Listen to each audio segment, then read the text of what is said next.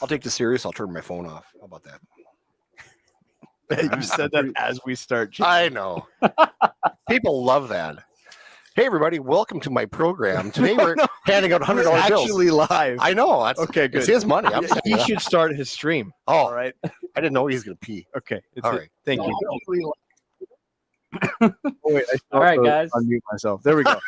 now we're good. We're shutting up. Wow. It's your show. Kids don't do drugs. All right. So welcome in, everyone. If you guys don't know who I have up on the stage with me, then you're about to find out, because these guys are hilarious. This is Jim and Robbz from the Aquarium Guys Podcast. I actually started listening to this podcast roughly around 2020.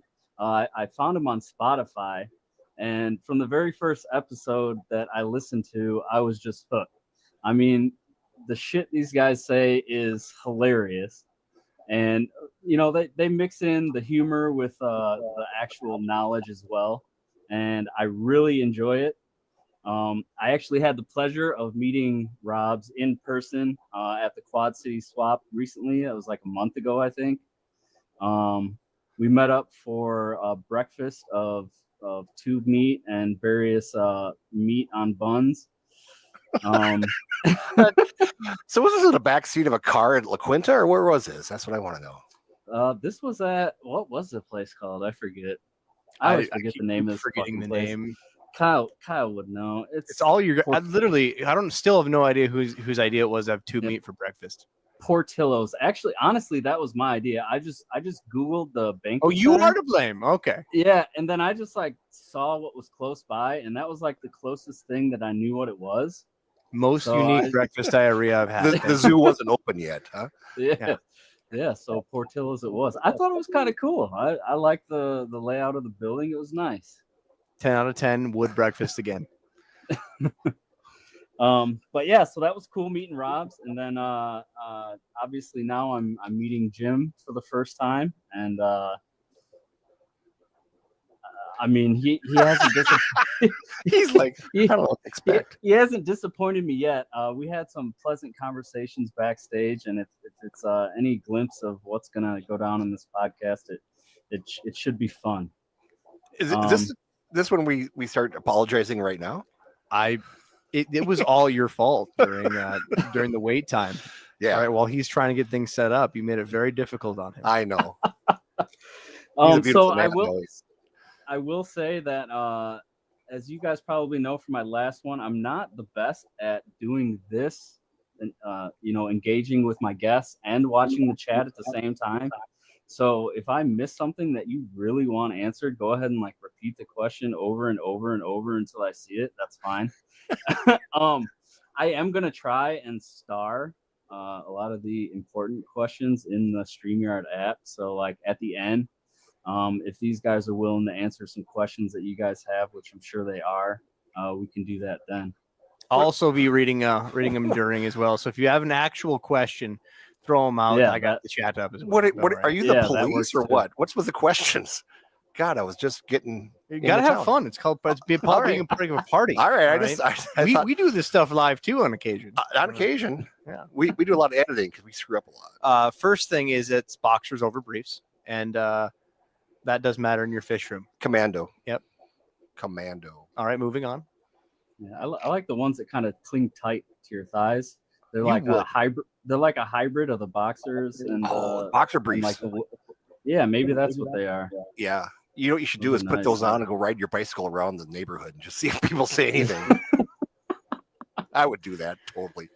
Wow. Well, I'm too fat to be driving my motorcycle. I would take my motorcycle. I wouldn't take a bicycle. And here's the deep end. We've arrived. We're what, 5 minutes in? Thanks, Jimmy. Yeah, I'm sorry. No, you're not. We've already been edited out. What? So now I don't know if you guys want to fight for who goes first, introducing yourself, or if you guys want to do rock, paper, scissors, however you want to handle it, that's fine. Oldest goes first, whatever. I'm Robbz Olson. I'm Jim Colby, and we're the Aquarium Guys Podcast, located in northern Minnesota. It is 10 below where we're at. So we decided in the winter time to hang in our fish rooms. And I know that before the podcast, you did want us to give a little background on how we got into fish keeping. My grandma's to blame fully. I've been doing this as long back as I can remember. My grandmother bred all kinds of stuff like. What do you mean your grandmother bred all kinds of stuff? Seriously, I got her book like right over there. Oh, fish. Okay. I got all kinds of little notes, betas, Corridora species, all kinds of goodies. Zebra Danios. Yeah. She did all that stuff. I don't know if she did Zebra Danios, but I should probably look. Yeah. I know I have. So anyway, Robbz and I are neighbors. I am quite a bit older. I am older. And I wholesaled for 35 years. And one day I was up at our local supermarket and Robbz is buying about, 50 gallons of RO water. And I was dumb enough to ask him what he was doing. And I found out he was another fish nerd. And so we struck up a conversation, struck up a friendship, and now we're lovers. Yeah. When you got like 6 carts full of RO water, and you're like, what you doing? Like lobsters, like come hang out. Like, hey, you should see my fish room. And then, you know what I'm saying? Yeah. Yeah. I can do that. YouTube won't ban me for this one. So was Robbz doing what you thought he was going to say he was doing?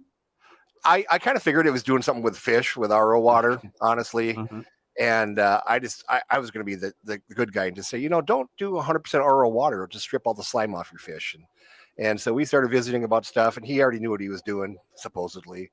And so then it was a few years later, and we've vacationed together. We've done a lot of things together. And Rob says, we should do a podcast. And I go, what's a podcast? And he goes, oh, well, we'll go on and talk about fish. And I go, sure, let's do that. And that was 100 and some odd episodes ago. Test episode was the first episode we put out. He had no idea what it was. I told him it's like a radio show, gave it a go. And he's like, no, this is fun. This is a lot of fun. Let's keep going. And Jim is a wealth of knowledge that stuff you've never seen before. Now, again, we've had years of doing this podcast and a lot of guests on, but the things that we want to highlight is the podcasting platform doesn't get demonetized. It doesn't get censored. We get to say what we want and do what we want. So our podcast normally is, slightly more inappropriate, not intended for children. Not family friendly, no. But because of that, we get to have a little bit more fun, but we also get to say the things that other people don't get to say on controlled channels. One of our more recent episodes that we did, just to kind of give you an example, is talking about beta fighting. Yeah, you dumbass. You don't use this platform for such a activity. We did not want to give a platform to beta fighting, but more educate people on what it even is, because most people don't know it exists and why it's bad and wrong. We can't have that conversation on YouTube, on different other platforms, but we can doing podcasting. So we take those opportunities to share things from old fish timers, of things that got lost over the fish hobby in years, things that can't be said now due to platform restrictions, and things that no one else really would want to, because we don't do this for a living. Yeah. We're a couple of people that live in our fish rooms just like you guys do, and we want to do this for fun. And when Rob said, let's do one on beta fighting, I'm going, no, let's not. And I said that only a couple of thousand times. And so we finally did it because Rob's very persuasive. And we actually got pretty good positive feedback about it, which really surprised me. And I was actually happy with the episode when it all finished up and stuff. But, we originally started this podcast to bring young people into the hobby. Because, I've been doing this for a long time.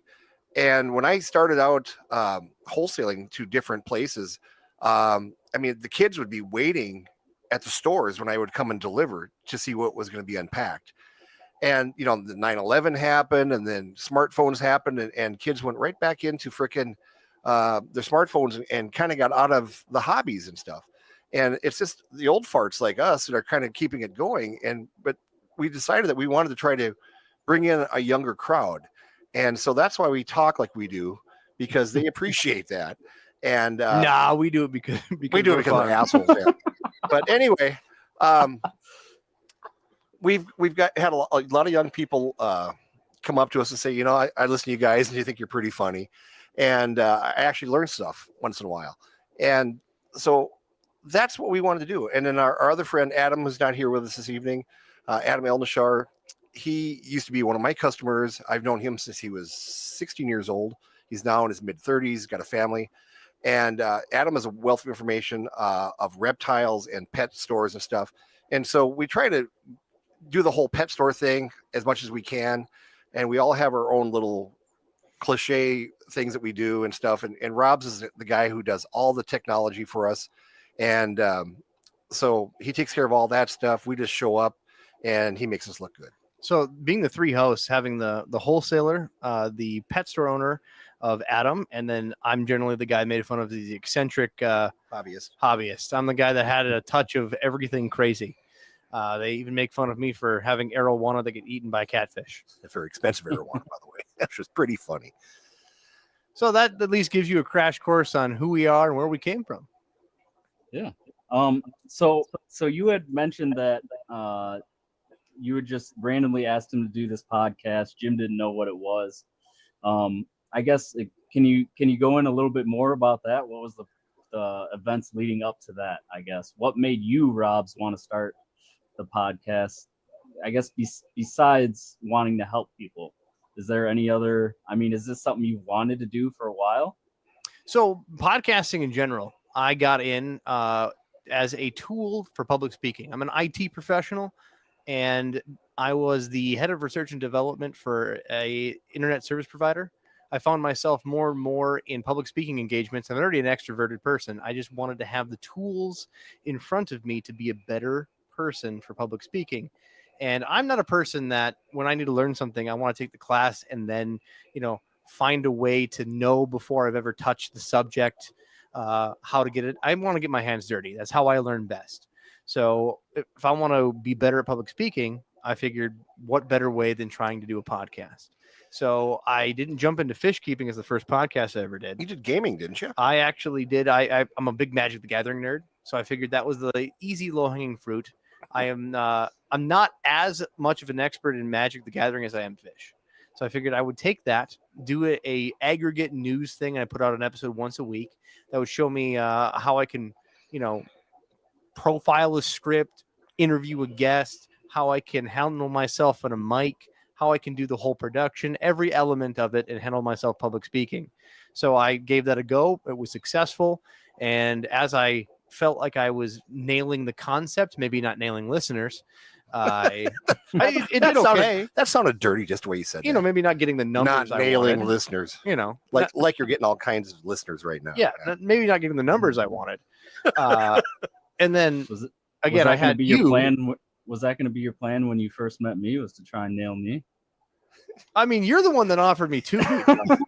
All right, let's call a spade a spade. No, I was kidding.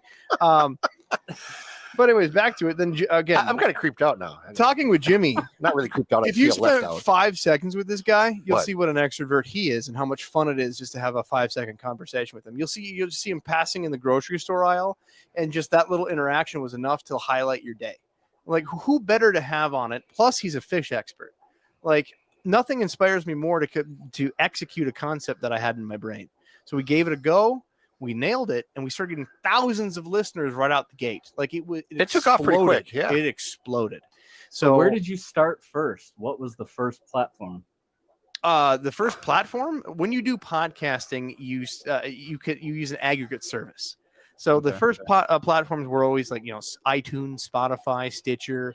You put them out to those different places. We did Grindr. When you get good at podcasting, you get better at more and more. So it wasn't within the first year. I probably had us out on 80% of all audio podcasts out in the ethos. Now I have it. If we're not on like 98% of every audio platform, I failed. So, and the thing is, if people don't like our podcast, we can double your money back. Yeah, free, right? Free. 2 times free is nothing. But we got so busy doing it, we were cracking out episodes. I was up each episode. If you hear an 2-hour episode, that's taken me sometimes 9-10 hours to edit, and I'm doing this all by myself. I've briefly hopped in on Discord and watched you edit, here and there. Yeah, it's aggressive, and yeah, we were cranking them out, every other week, once a week. It was aggressive for a little while, and I I sold the Magic the Gathering podcast to my cousin. I literally was like, hey man, he loved the podcast, wanted to help out with it. I'm like, dude, I'm just gonna sell it to you. It could be yours. And he's like, I'll take it. So they still do it. If you want to look it up, it's This Week in MTG. They've been doing it for years. It's a great podcast. I started it. They have ran with it. That's what I got into podcasting. But this has definitely been a passion idea for a while. I didn't want to touch until I got good at podcasting. Okay, that makes sense.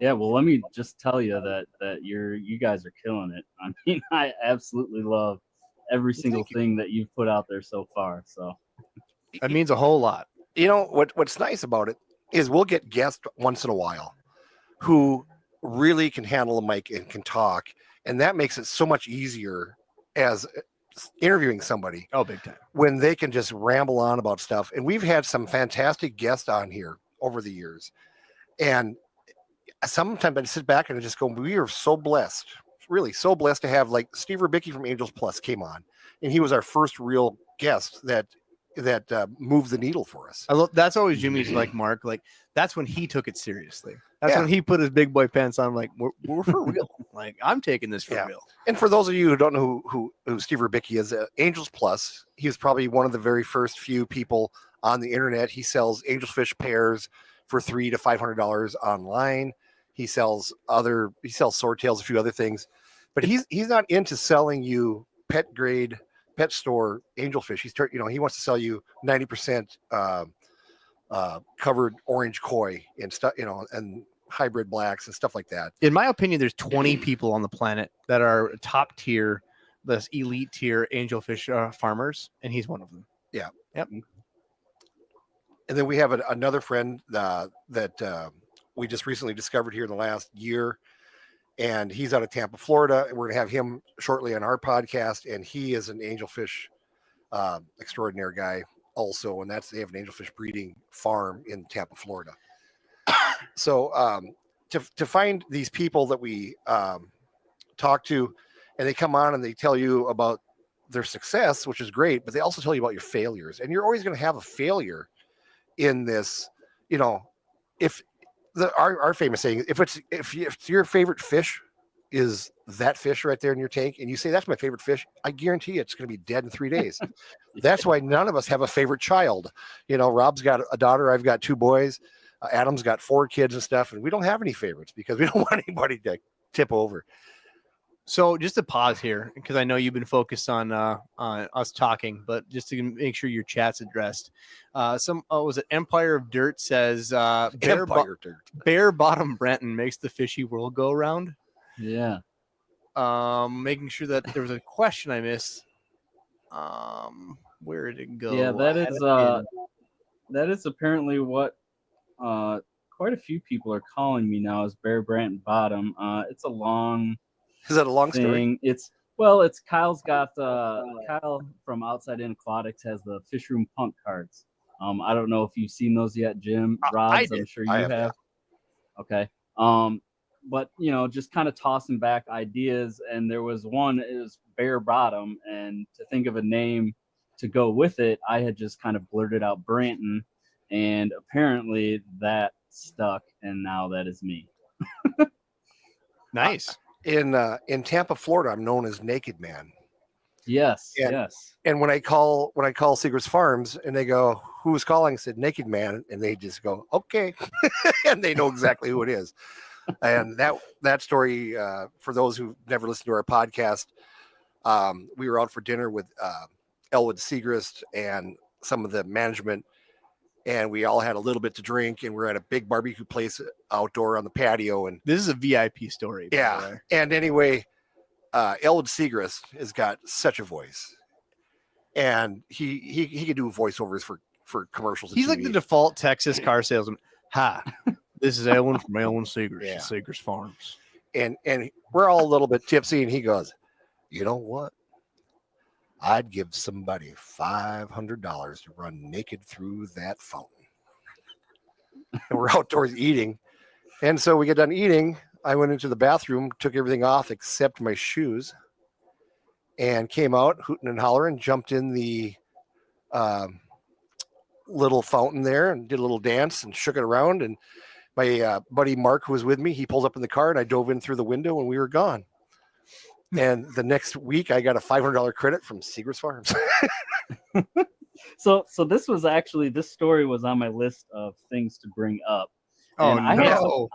I had some questions about it, so we might as well do this one right The now. water was cold, dude. The water was cold. That's Yeah, why. it was If you've seen video, the water was cold. Come on. But like, I mean, are there people watching you? Oh, that place was packed, dude. Full lobby. Full. It was 7:00 at night on a Friday in Tampa, Florida. It's like broad daylight in the waiting summer. for tables. Yeah. Was it like a silent splash, or did you have like a phrase you were saying the whole time you were running through this fountain naked, or what? It wasn't like I came out going helicopter, helicopter, helicopter, helicopter. You don't need this live stream demonetized this soon. Oh man. Okay. I came out and go, whoa! People looked at me and I just jumped in the fountain. I had shoes on. I left my shoes on because I'm no pervert. And I just jumped in there and I sat down and splashed around and people are like, what the heck? And I told Mark I was going to do it. And he says, I'll have the car ready. And he pulls up in front and he rolled down the window. And I don't know why I didn't use the door. I just dove in through the window. And so my ass was hanging out as we drove off into the sunset. And I got dressed pretty quick, and then we took the back roads back to our hotel because we were not sure if anybody was called in at that time. But yeah, so it's Florida. Who's calling it in? Florida. Let's I be mean, real. they probably see that crap all the time. I was gonna say worse things happen in Florida. Yeah, exactly. So there was no injuries. Nobody got their eye poked out or anything. So it was all good. Okay. Another question. Empire of Dirt Aquatics is there Aquarium Guys podcast still active on Discord? I put our Discord link in there. I don't know if you have a Discord, Brenton. I mean I have a Discord, yes. The link for your guys' Discord should be in the description. I believe I linked the Discord link in there. Well, I need to get in your Discord, so I'll be sure to get that right after. That sounded dirty right there too. Again, what do you mean my Discord? He wants to get it in your Well, Discord. I'm assuming your fans for the Brenton Lightcaps stream you're have a community Discord. You've already been all up in my Discord. Okay, good. See, I checked the box. Look at me go. I'm part of like 97. I'm gonna go wash over here. All right. I'm trying. I'm gonna go gargle some bleach. I can only be so many people at once. It's so family friendly tonight. But no, I don't have my like a channel Discord or anything. If that's what you're getting at. Oh, okay. Never mind. I'm glad I didn't miss it then. We'll make you one. Yeah, you need one. Get on it. Man, I don't even know. I barely know how to navigate Discord as it is. I'm like Jim. I mean, that's okay. The Zen Ginger on the chat here will help you out. Zen Ginger? Yes. That's one of the commenters here. Oh, a moderator, so be careful. She might ban you. I thought we were talking about Marianne or Ginger again. No. Okay. That was before the stream.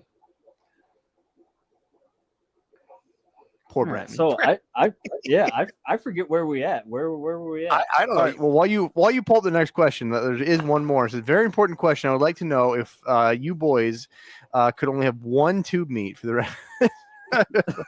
Okay, moving on. You got a better question?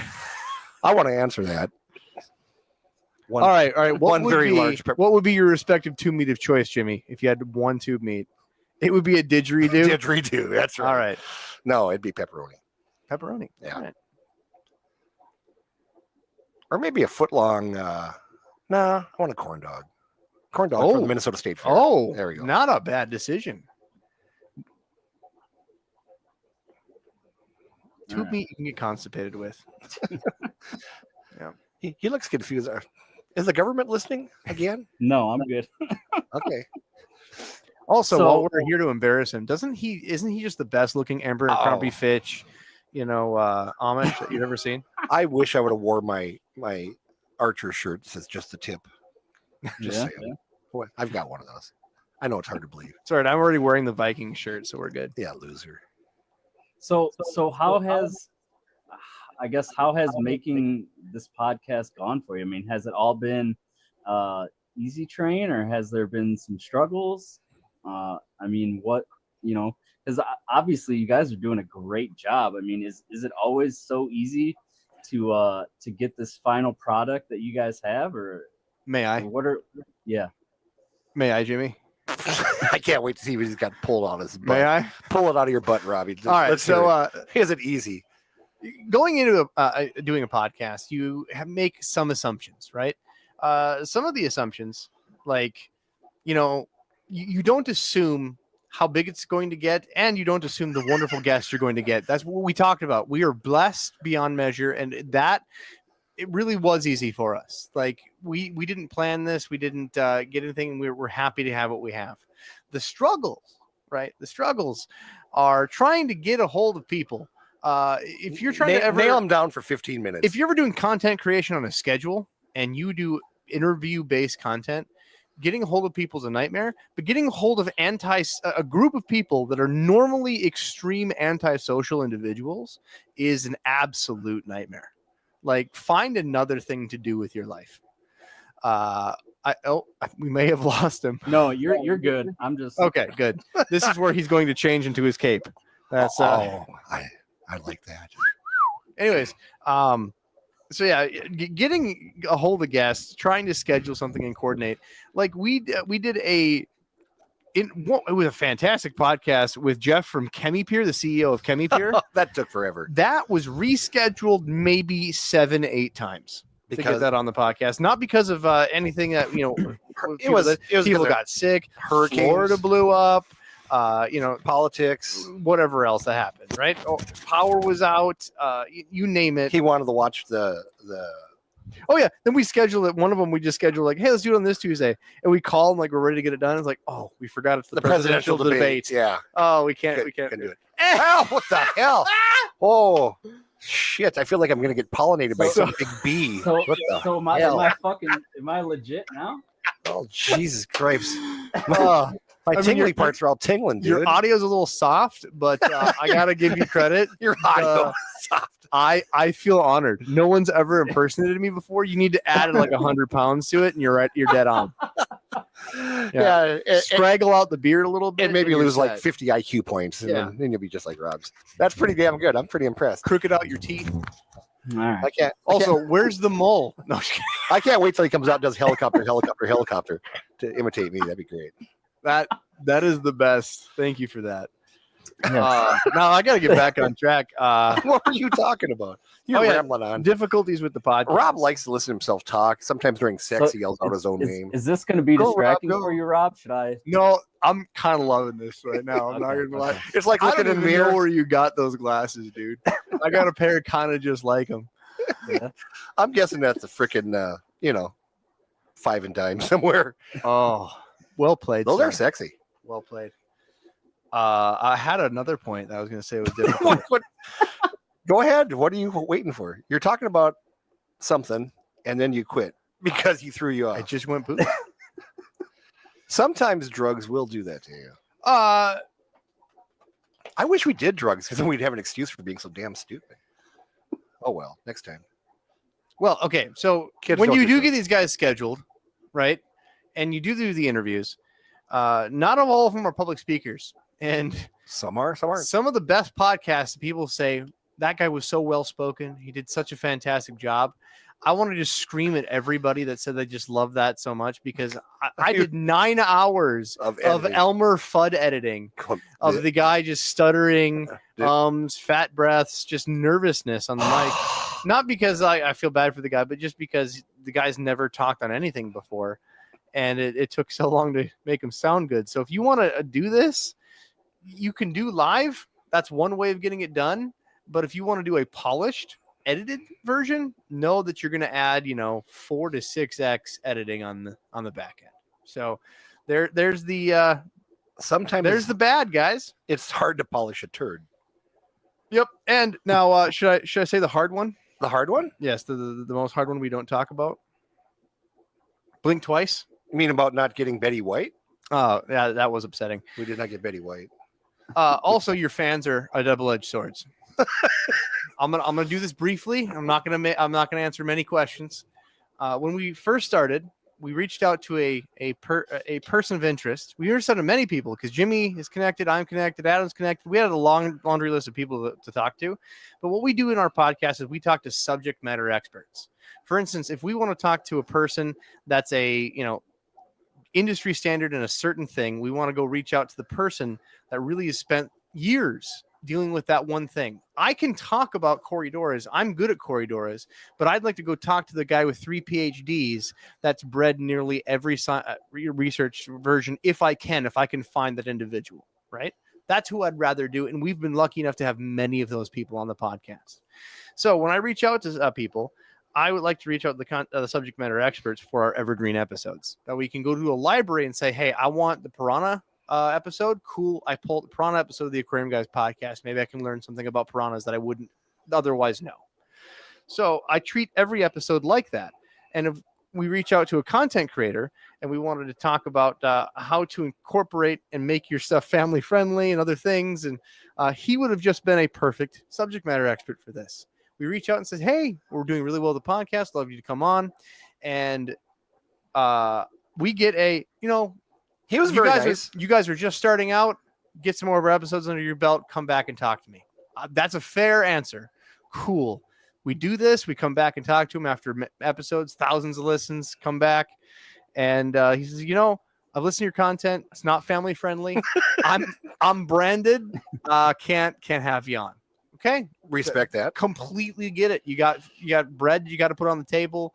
You got brand contents that you have to take care of. Cool. Thanks. Totally respect. Thanks for hearing us out. Our fans did not agree with that, and they would not leave him alone. And that made him mad. So we love you, fans, but you're also a double-edged sword. There's my 3 elements to tell you. Your rant. And I still can't. I'm still looking at myself. Oh yeah. And then our biggest well played, Brandon. Our biggest disappointment was we really wanted Betty White, and the reason we wanted Betty White is because Adam and Robbie terribly lusted after Betty White. What? Terribly. Can you not share these weird secrets? No. On these streams, buddy. No, it's all about sharing.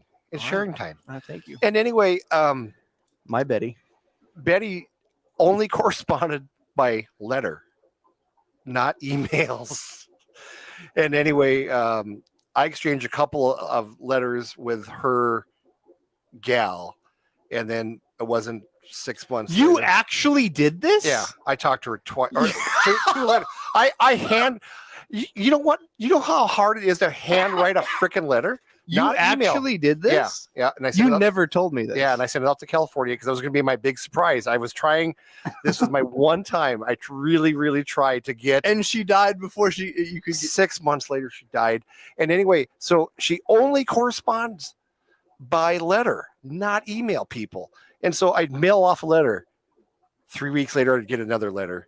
And anyway, the gal says, yeah, she only corresponds this way. And she's a pet advocate. And we just wanted her on to talk. And, Betty steps in crap. She said crap. And you've seen interviews with her. She's pretty freaking funny. And, most people, younger listeners, think she was like somebody on freaking the Snickers commercials, or the Golden Girls. But she's been around for freaking 100 years and stuff. And she was really kind of like with Bob Barker from Price is Right, a pet advocate and stuff. We thought it'd be great to have her on. And I really worked hard. And I had one phone call with a gal in California and 2 letters. And she goes, yeah, she'd be interested in doing that. It'd have to be an afternoon because she goes to bed fairly early and stuff.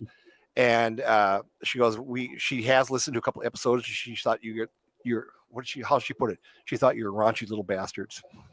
That's what she had said. Betty White called us raunchy little bastards. Wow, man. Yeah. And so anyway, that was going to be my big surprise. That was going to be my one input into this podcast. I was going to get Betty White for these 2 pervs. And it never happened. And it still breaks my heart. And I still think about it and go, I'm done talking. And I've never told Robbz about this or I'm done Adam's, talking because I didn't want to, get them all excited just to disappoint them. So now that bombshell, and he has to dress up like me. What else is going to come out? This is just the roast of Robbz hour. So hey, what were you guys? What were you guys going to have her on doing? I guess what would the theme of that? What was your plan, Jimmy? My plan was to have her on and talk about pets and spading and neutering and being a responsible pet owner and just let her rant. Yeah, I don't think he had a plan. but No. I don't think it matters. I didn't have to have a plan because it didn't happen. You know, it's Honestly, do you? Yeah, you don't. it's like need digging a plan. bunker. Is that your idea? If you're going to save yourself from the world when it blows up? So yeah, I actually did a lot of work on that. So one of my cousin's sons is out in California, and anyway, he has been in a lot of movies, but just little parts. He was in Bridesmaids, parking cars. He's been in CSI as the body. He's been in Angels and Demons with the Tom Hanks film, and he was a guard for the Pope. And anyway, his first name's Jason, and so Jason, at the time, was working for Jim Carrey. And anyway, through Jason, I got the information of how to get a hold of Betty. And he kind of knows the industry. He lives out in California there and stuff. And through Jason, I got a hold of this gal who was her handler and stuff. And that's quite. I find out through Jason that all these people have handlers and whatnot. Jason actually now works for Harrison Ford. He worked for Jim Carrey for 2 years, and now he's working for Harrison Ford. He also does some producing and he does some acting still. And so through Jason, I had gotten this information stuff, and I was going to be my big surprise to Robbz and Adam, and it just didn't happen. But it can make me cry. Yeah. Also, the jokes that I've said about Betty for the years. Oh man, and she had probably listened to a couple of them. No wonder she wouldn't come on. Shut up, you little raunchy bastards! Apparently, raunchy little bastards. I thought about getting T-shirts made like that, but I don't know. Wow. So what would be the biggest success as far as the podcast as far as the podcast is concerned? What would be the biggest success? Yeah, your biggest success with the podcast so far. God, one time we had $100 to buy a new microphone. We've had some pretty good guests. Jim Kitchen was on, and that was very interesting. Jim Kitchen is known as the Plico King, right, Robbz? We've had him on. We've had a lot of big names. I guess you could do those as milestones, but the ones that matter most and the success I measure are the intricacies that we get to save that would have never gotten a platform to use that deserved it. Your favorite's Jim Kitchen. Jim Kitchen, unfortunately, he's done tons of research and has a lot of knowledge no one else has on certain species of Plecos. Of Plecos. But my favorite What's is your favorite? Frank. I can never pronounce his last name. I'm pulling up the episode number. Almost there. How many episodes do we have, Robbz? We're getting over 120. And we've got well over 1 million listens. Here it is. Nobody's in episode 88. Frank, I'm gonna again forgive me for butchering the last name. Maganalis. He's at the time he passed away since the podcast. He had a kidney failure. We were the last thing that he could possibly talk on. We were blessed to have him on, but the gentleman did more for piranha and piranha research and knew more about different piranha species and helped advocate them for many different states, legalized them in his own state and others, and shared a lot of secrets. Shared stuff that no one else had information on that he was trying to find a way to share with others, and months later passed away.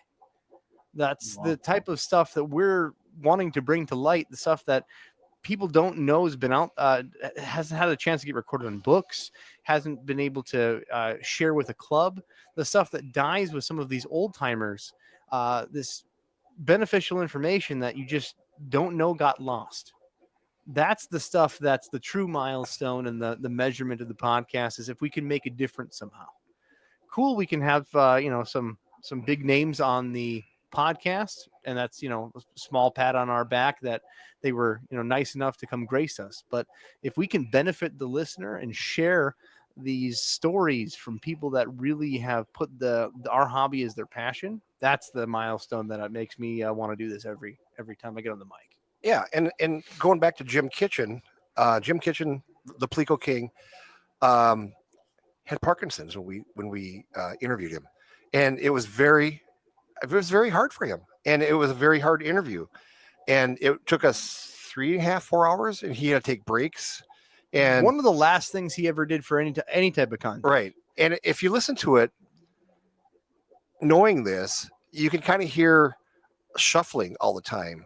And the microphone that was on his clothing, he was kind of jerking a little bit, and then he would get exhausted and he'd have to stop. But the one thing that still sticks out in my mind that Jim Kitchen shared with us, that he's bred a lot of plecos that nobody else has ever bred.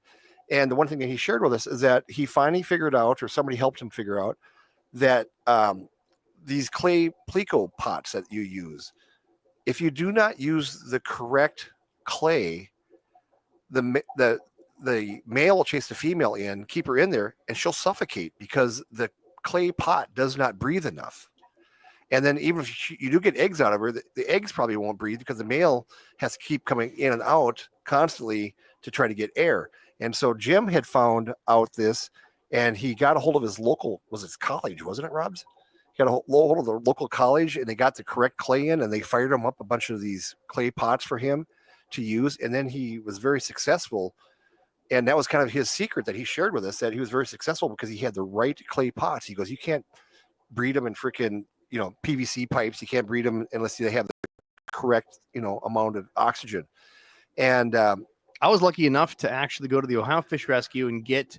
You got some of that stuff. You got a couple of those big caves that he actually used to breed these pseudocanthicus for the first time. These were not small. These are large, different types of plecos. And the key is that they wouldn't breed unless they had a clay that had a breathable membrane style clay that oxygen could get through somehow. So he worked with the college's the art department to bring in this type of clay, and they used it to kiln and make these caves. So like a terracotta, then, more or less. Yeah, it was. Yes, very much. But it was a special variety that he had to make. Yeah. And then the one final thing I want to say is, I was on vacation. I was down on a motorcycle trip, and Rob said, "Hey, I'm going to send you something. Take your and read this stuff." And here we got a email from a listener who was going to commit suicide and had listened to several of our podcasts and kind of got him out of his funk. But he had a family. He still has a family. I hope so. and anyway, I mean, he was going to commit suicide, and he sent us a very, very nice tear-jerking email about, thank you guys for doing what you do. And I tell you what, it still sticks in the back of my mind all the time. I think about every time I have a bad day, I'm thinking, you know what? Never wanted to pull my own string, but people out there who have mental health issues, God bless you. I mean, don't do it. And if we can give somebody a little joy in their life, our job is done. You know what I mean? You don't know what impression you're going to make. Right. One thing that does give me like a lot of joy listening to your guys' podcast would have to be when Adam goes on his rants. Oh, some of his rants just make me want to piss my pants. I'm laughing so hard. I mean, it is hilarious how worked up he gets about certain things. I promise you, the ones that I censor out are so much worse and better all at the same time. And for those of you listening, Adam is working on a podcast that he's just going to do called the Pissy Aquarius. Yeah, that was not. We talked about it on the podcast. Like, you should do it at the Pissy Aquarius. We made a couple jokes. We're taking that for real. Yeah. When he works like, it seems like 6 jobs, so we gotta get the time to lock it down. But trust me, it's going to be coming out soon. It'll happen. He's got a notebook full of stuff. It doesn't matter what it is. It could be the government. I also do another podcast called Conspiracy, Deep Fried Conspiracies. And Adam and I do that with another friend, Trent. And Adam's very opinionated on a lot of stuff, and he's very knowledgeable when it comes to doing research and whatnot. And he gets all his information not from CNN and Fox, but he's kind of one of these guys that gets it from the moon. I mean, he gets all this weird stuff. But anyway, robot birds. So the podcast purchased a MSG new computer for Adam because his computer sucks. New computer, and then we had a guest sponsor the microphone, and Yep. So now Robb's has got to get him set up with that because Robb's the IT guy. He'll sound 100% better. I've got. Say, does he still hide under a blanket? Yes. Yeah. Well, that's because he's half Arab. He is. He's half Egyptian. I've known Adam since he was 16. He's half Egyptian, half white. And those stories he talks about getting pulled over for DWA, driving while Arab, is absolutely 100% true. Mm-hmm. And Adam doesn't drink, but he likes to party. He'd go out with his friends and he would drive, and they would get pulled over every night. And he had this shitty old minivan that he drove that he would take. He sold a lot of puppies and cats in his pet store. And so he would load up them and go to the vet, and get a batch of puppies and take them over and get the shots and whatnot and stuff. So this old minivan is just an empty van with 2 seats up front, smells like dog piss, and his buddies would throw goddamn lawn chairs in there and they'd go bar hopping. And so they'd come out of the bar at 1:30 at night, and of course they'd get pulled over, and there'd be 6 drunk guys in lawn chairs in the back of the van. That didn't concern the officer. It was all about if Adam was drunk or not. And yeah, he's just hated by the police because he would just like, he's what, why he pulled you over? Because I'm Arab? Is it because I'm Arab? God damn it. My mom's the mayor of this town. I mean, she's full of shit, but he would just do this stuff, and just these people were just like, just go home, And so Adam's got a lot of great stories. He's going to start the Epicity Aquarius. I know he's got a notebook with about 15 stories already. I just got a new podcast studio in my house. And so Robbz has been setting me up over there. And right now the studio is in Robb's basement. And sometimes we've been using it for the other podcast. Sometimes he's got family stuff going on or whatever. And we feel like we're kind of, coming in here and interrupting family time and stuff. He wants to be naked. That's what he wants. So we all got our podcast. Well, we talked about getting a podcast studio for me during COVID, so I didn't have to come over and breathe on you. I mean, so anyway, now we all got our own podcast studios. So yeah. So the whose studio are we in now? Are we in yours, Robbz? This is mine. Robbz. Yep. Okay. Well, I mean, it's my house. It's our studio. Yeah. Yeah, I own this cord. That's about it. 100%. And this Mountain Dew. That's about it. That's empty. Otherwise, there's a lot of sweet water credit. You know what I'm saying? Yeah. So now, what are you guys' plans for like the future of the podcast? Well, we're hoping to sell it for Joe Rogan money. Yeah, that's what we're hoping for. Oh no, it's not going to happen. Not at all. I'd just like to get more. I'd like to get more targeted interviews that other people can't do. There's a whole gamut of things that either the platforms won't allow, or better yet, is a big no-no because it's just not done in the fish community. And I think that there needs to be more highlight on that because why is that? Even if it's not approved and people shouldn't be doing it, we need to talk about it and let people know why they shouldn't be doing it. I don't think that putting it into this closet and locking a door is going to help anybody. So I'd like to do more of those, and then between you, all 3 of us here, would like to do training courses, and that's all I'll leave it as. Talked about it. Yep. I'd like to do courses for beginner audiences. We found that through our analytics, the people that listen to us are either people like you in your room that have been doing this for years and are trying to get tidbits they've never heard about before, about either some niche thing that I would consider you an advanced aquarist, and they're trying to find that one cool secret to take them to the next level, or they're a beginner aquarist that maybe set up their aquarium for the second time ever, have failed twice, and are trying to figure out a way to succeed. So why not put them through a path of getting it done? So I'd like to give them that path, and I'd like to give them the path in a more swallowable regiment than other places have done it. We just did an interview with Jeff a month ago about carbon. 2.5 hours about carbon. The man is a carbon expert. And, carbon can be pretty damn boring. But it was probably one of the best interviews we've had. Because you went into it super busy. I'm not going to lie to you. Like, come on, Robbz. We're having what on? A guy from Chemi Pier. I'm like, it's a good product, but how are we going to milk a podcast out of this? And you're like, bro, we need to have him on 3 more times. We are. We need to get him on. That dude knows. Like, I got so many more questions. We didn't have enough time with him. And then we're going to do a jellyfish episode with him also, because he's the guy that's setting up all the jellyfish aquariums in the state of Florida, and they do national big aquariums. And so you think somebody's going to talk about carbon, and then you find out that it is so much more. And Robb's kept telling me, shut up. Save that for the next one. Shut up. Because I was asking like jellyfish questions. I was like, God, jellyfish. We got 2 hours, bud. We were at the 2-hour mark. I got to stop you somewhere. I got to not be editing for 3 days. And we went 2.5 hours. It was great. It was the best ever. And so if you see that, you go like carbon, that's going to be, it was a damn good interview because Jeff can talk and Jeff be funny. And then, so again, things for the future, those, but then the possibilities, Pinky Out, maybe.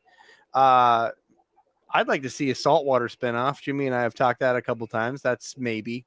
And then if there is something that we haven't talked about that you're craving to listen to, please email us, aquariumguyspodcast.com, and let us know not just what you want to listen to. I want to know a guest, a subject matter expert you want to hear from. And a phone number and an address and an email address. Just be like, hey, there's this guy in Tucson. Oh, that's great. How can what's the guy's name? The guy's name is Guy. Yeah. No, yeah. Not better. He wears a hat. If your cousin's kind of good with betas, like, I need more information on why he's good with betas. Our beta as girl well. was good. We had a beta, one of the beta gals from YouTube was on. The gal from Simply Beta, Taylor. Yeah. Taylor was great. I love Taylor. And she's fantastic. There again, I'm thinking betas. How much can you talk about betas? And then she just blew us away. So yeah, just watch all this stuff. Also, that people are doing. Fun fact: that episode, got me in trouble with YouTube. What? How come? Because apparently, when Robbz figured out that betas are transsexual, he's not supposed to say that in that manner because he gets demonetized on YouTube. Apparently, transsexual. Well, this is the PG-13 stream, so I said words in the podcast. Oh yeah, a bit more adult. You're always running your mouth and insensitive. Yeah, you're insensitive. So if you didn't know, betas can go from female to male on their own. That's cool. Blew my mind. Was that all betas or what? That's all betas. Yeah. Huh.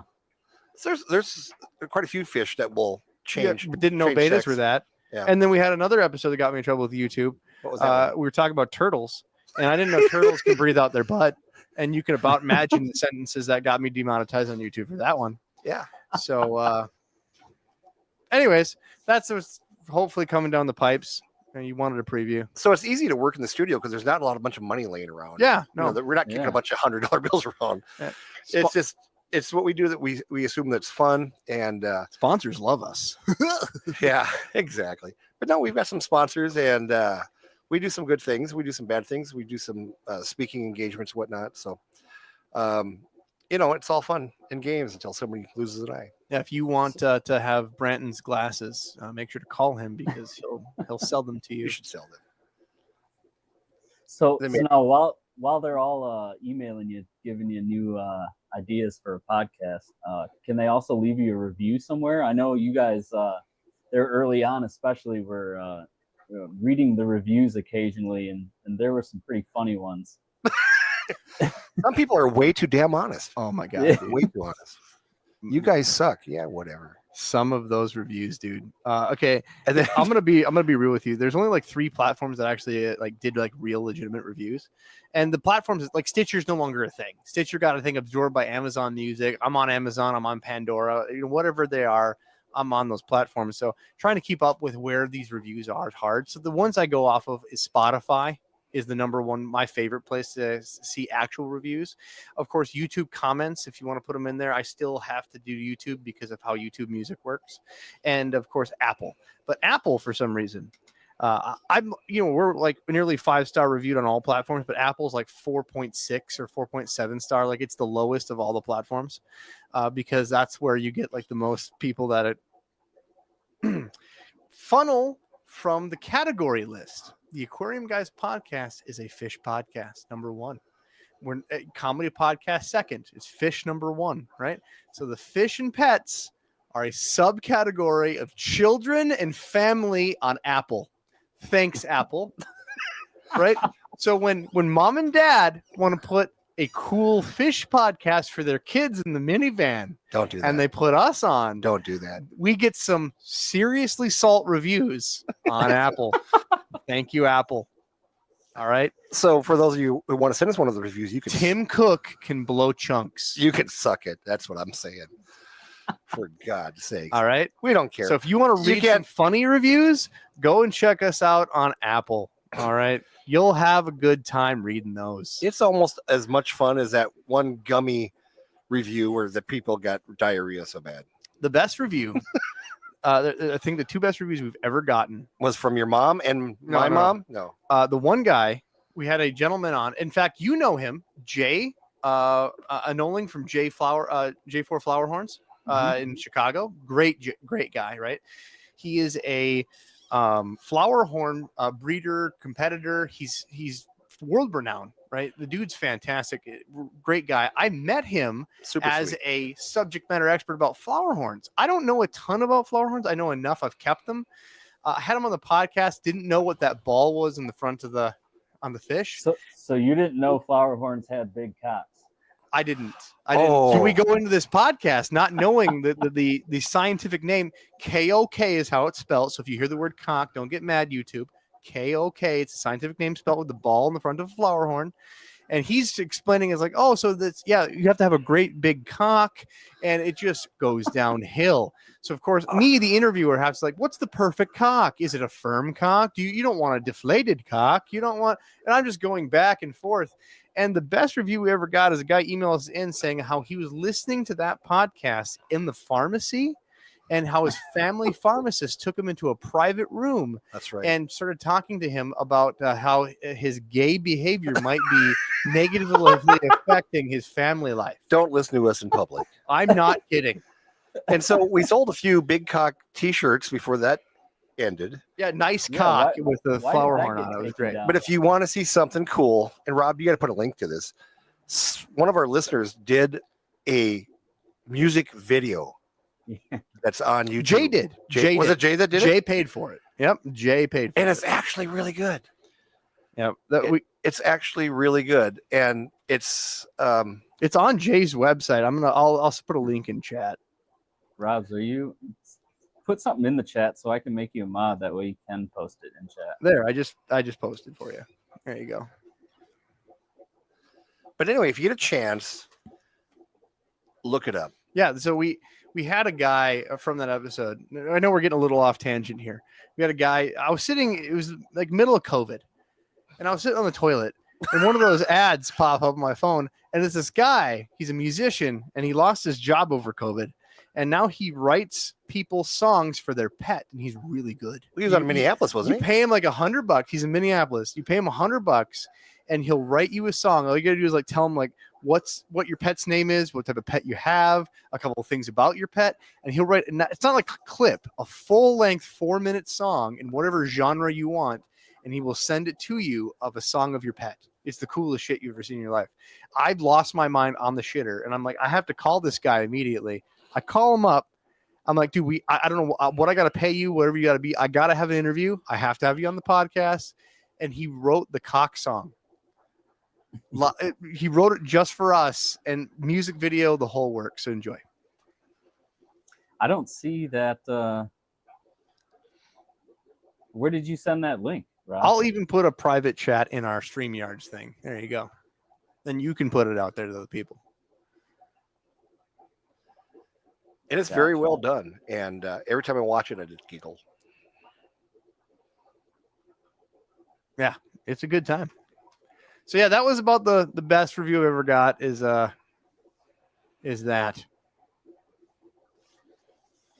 I know Jimmy cried laughing. I thought your mom gave you the best review. All right, so that's basically all I have as far as the formal questions and stuff go. Now is just a bunch of random shit that I have wrote down on paper that I wanted to ask about. Well, I was hoping Jim would come on and play his didgeridoo for us. I brought my didgeridoo. Did you? I know one note. You got to have to do one toot. There you go. One toot. One toot. for that. Let's Is do it a toot? Is that? I don't know. I figure like you're unskilled So derriere would call it a toot. so for those of you who know me from the podcast, I'm a big rock fan. My wife and I go to concerts nonstop. We went and saw Ozzy Osbourne down in Minneapolis, and there's a band called Like a Storm, and they play didgeridoo during their heavy metal. And I bought a didgeridoo from Like a Storm, the band. They're based out of Las Vegas. They're an Australian band. They are fantastic. Give them a listen. So anyway, I contacted them, and they made me a didgeridoo, and they sent it to me. And I've played it 4 times. This will be my 5th. Try it out. Oh God. I would say you got to get the right end. Gotta get the right. See where you... Wait. Here.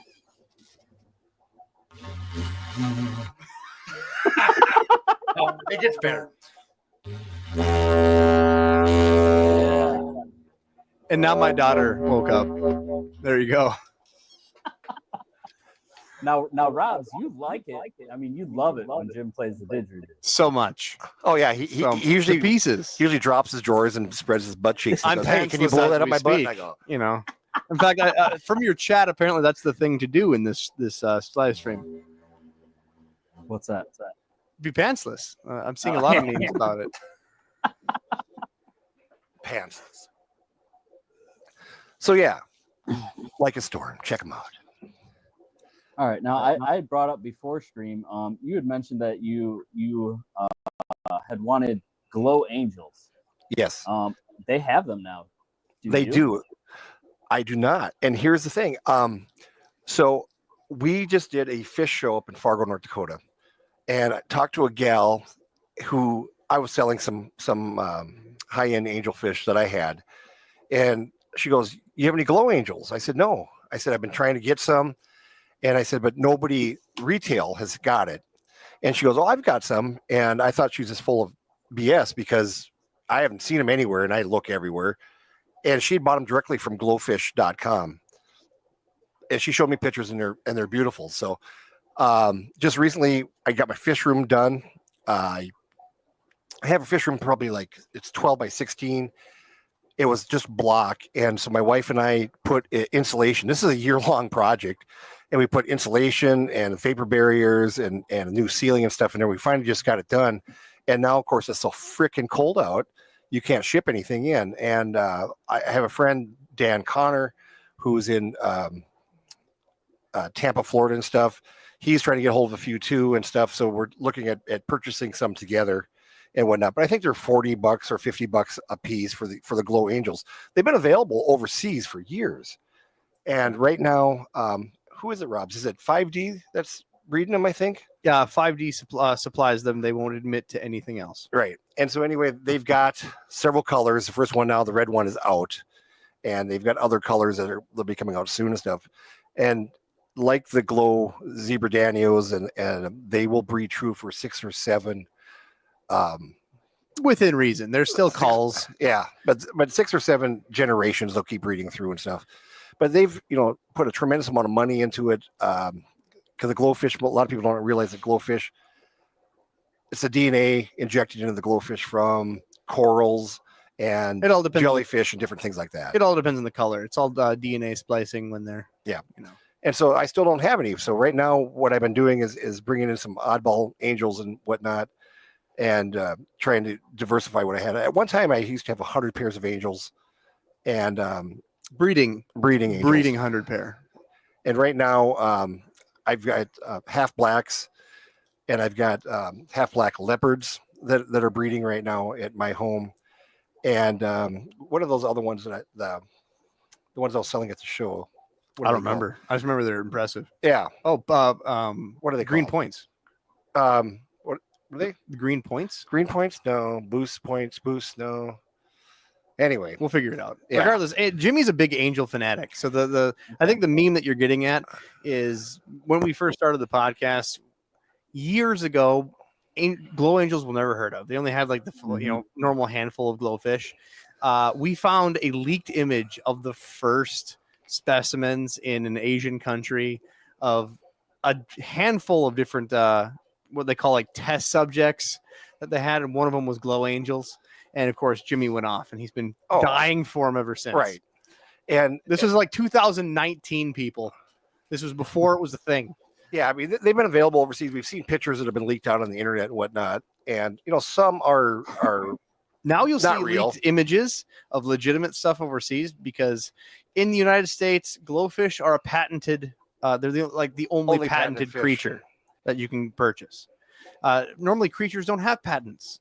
So if you want to sell something over here, the glowfish is a branded, patented deal.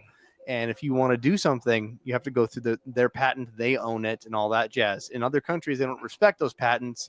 So if people want to go in a laboratory and pay someone to genetically engineer something, they're going to do it. The angelfish I was trying to bring up, but they're the seal points, the ones that are kind of a gray with a black. Seal points is what I'm really gotten into right now, and I've gotten some really nice blacks in finally. Black angelfish are very hard to find. Not half as hard to find as half blacks. The half blacks that I have are the size of your hand. We'll be selling those at a show coming up here shortly and stuff. But half blacks, last half black pair I saw on Aquabid was $600, and it sold out in about 2 hours. So I learned a little lesson from Steve Rubicki from Angels Plus. He says, you're better off selling 100 angelfish at a premium price than selling 1,000 angelfish at $1 a piece. And it's a lot less work. And that's one of the lessons I've learned in my life, that sometimes less is better. Okay. Now, Robbz, I got one for you. We kind of touched on it briefly earlier for like a second, but are you still salty about the arowana? I still, no matter where I go, no matter what I do, someone figures out who I am. Someone will lean up to my shoulder and whisper, "It's like, I bet that catfish says hi," or something. Just for those that don't know, I had a before it was cool, before they were further common. I had a black South American silver arowana, Which was very, very hard in to the get. United States, you cannot have Asian arowana. It's federally illegal. It's a bad crime with jail time. So if you want an arowana, silver arowana are very cheap, very common to get. And a black variety of it wasn't really in the trade at the time. So I did some favors. I paid up the nose, and I was one of the first people years and years ago to get a black arowana from South America that was actually nice and pure and black. How much before did you it was cool. How much did you I spend? spent a ton. I'm not going to How talk much did about you it. To spend? this day, I ain't going to talk about it. I spent more than I absolutely should have. I know how much he spent. And It was a lot. later, I got a tiger shovel-nosed catfish as a rescue. And I'm like, hey, Free fish. the tiger shovel-nosed catfish is just a hair smaller than the arowana. I'm going to hold it until I can get it to wherever I needed to go. And it sat in my aquarium a little too long, What could happen? and it ate it whole. Ate it whole. He cried. Ate it whole. He called me. Ate it whole.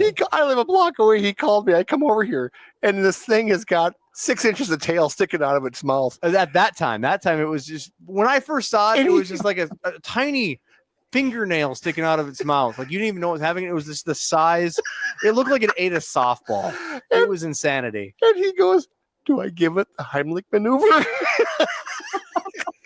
I pissed myself so hard. He was gone. It was gone, and we've gotten so much road action off this story. And Robbz, there's a cleaning set over there if you want to Oh. wipe your eyes a little bit. I think you need it right now, bud. That's- It's just for you. That's one of my Take a tissue. favorite f-ups that he's done. He just totally Yeah. and So- To this day, like on social media, anytime people see, people still ride you. they'll still, if they see like an arowana with a catfish, they'll tag me. If they just see someone ate an arowana, like a bite out an arowana or something that you hit an arowana, I'll get tagged. Or maybe somebody, on the shoreline, native from that country eating an arowana for lunch. 2 days ago, I got tagged. Someone was frying arowana. Hey, Robbz, bet you feel better now, don't you, bud? Thanks, Yeah, there it guys. is.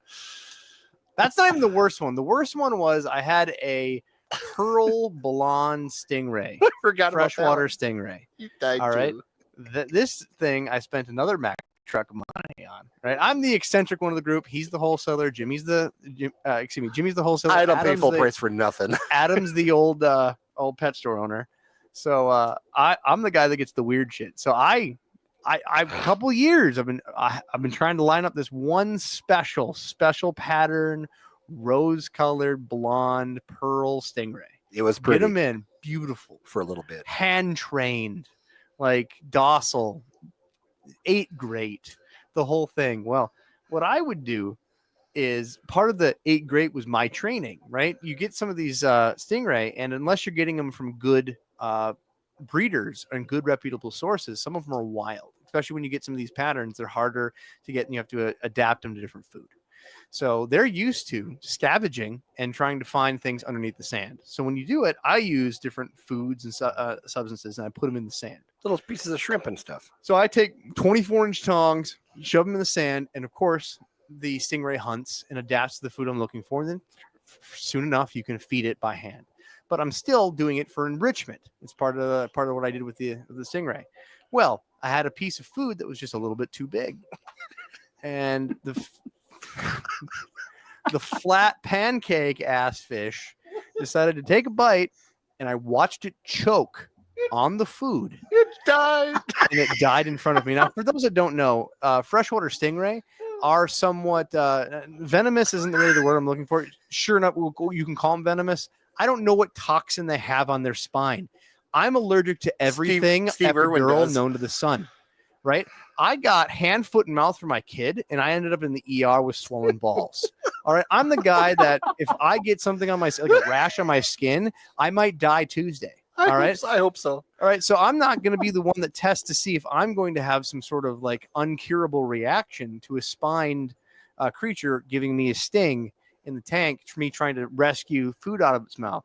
So I'm just sitting there watching this 4-digit creature choke and gag on a piece of food it found, and it dies in front of me. And I'm sitting there watching it. It's not funny. And my roommate comes in. It's nothing to do with fish. My roommate comes in and he's like, "Hey, what's going on?" I'm like, my stingray, it's choking and dying. And he freezes, like he's giving me a moment, like he's trying to respect my heart breaking and the tears coming down my face. And he leans in and whispers in my ear, "I bet that's how you're gonna go."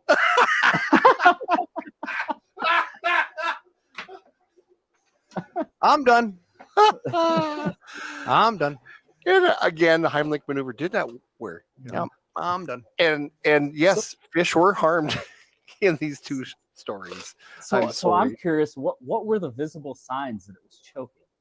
Oh, the full on, like it was trying to get it out of its thing.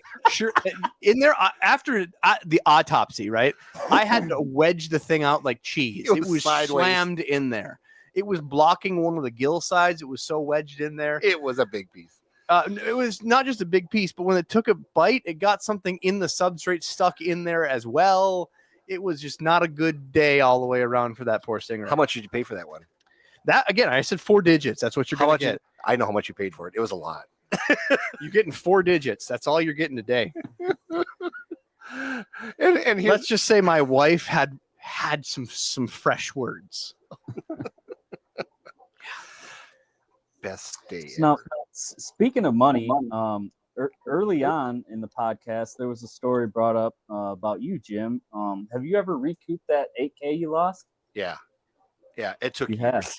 It took years. Oh, for those that don't know, Jimmy, when he kicked off his big fish keeping habit when he was younger, he decided to guppies are gonna breed, and he ended up dumping like over $8K into guppies during a time when all guppies had this like mungus disease and just melted their spines across their life. It's a gram-positive, gram-negative bacterial infection. Both. And the fish would look fine, and all of a sudden it would get this white strap across its back, half an inch, and the fish would just dissolve. And I tried everything. I still, to this day, have 2 gallons of formaldehyde, which is highly carcinogenic, and all this medicine. I probably spent another additional $800-900 on these different medicines trying to stop it, and just find out that it was just something that overseas, when they're producing these guppies and stuff, the water quality over there is so much different than ours, and you bring them over here and they would just fall apart. And So that's what got me sucked into wholesaling, is because I was just trying to be a basement breeder and I lost my ass, and I had a credit card maxed out at $8,000. And my first wife was not impressed. And so then we started importing from a company called Z Fish out of El Segundo, California. And it took me a full year to make up my money back. And then it became a little bit more profitable. Now you have to realize this was before 9/11, and there were still a lot of pet stores in the area. And so I had a 300-mile route, and I would go do about 12 stores on my day off from my regular gig. And I would bring in stuff, import stuff for next to nothing, and sell it for a decent price and stuff. And that's how I got started in all of it. And then 9/11 happened, and everything started shutting down. Pet stores, people lost interest. I had one guy that had 5 pet stores, and he closed them all down within about a year's time. And so then I started just kind of doing shows and stuff and wholesaling. I just closed up my store. We lost our lease over in another neighboring town where we had a small store. And so now I just try to breed my own stuff, and we go to shows, and like Robbz and I really enjoy going to the local shows, like the swap that you guys met at.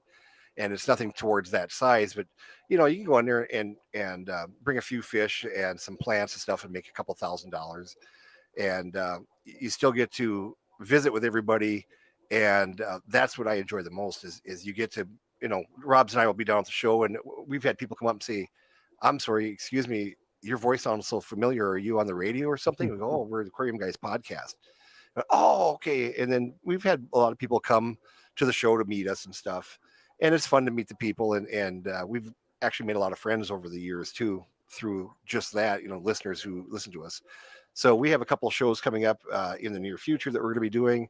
Robb's got a new venture that he's working on with his rice fish keepers and stuff. So he'll probably talk to you a little bit about that. And so it's just nice to keep your fingers wet, per se, and Make sure to diversify to not lose egg grinding guppies. yeah, don't do that, kids. Don't do drugs. Don't do guppies. Yeah, speaking of shows, Robbz, don't you have one that you're putting on coming up? We do. We got Jimmy and I are part of a fish club that we got going up here.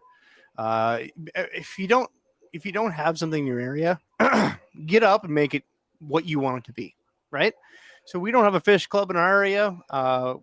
We seem to have a growing fish community around our fish store that's started. It's on its 3rd year, D's Fish Co.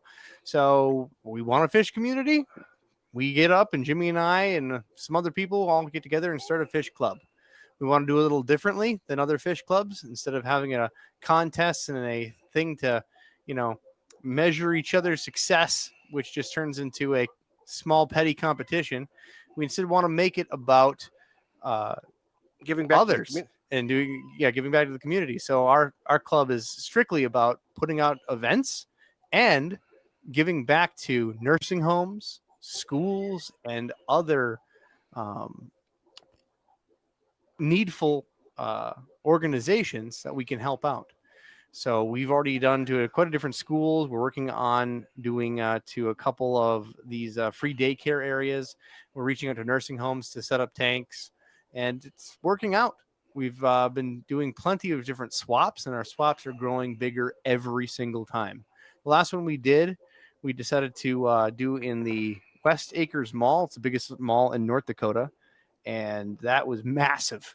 I did not expect the amount of people that we got going, and we had 5 cancellations, maybe 6 cancellations, and we still had no room for any further vendors.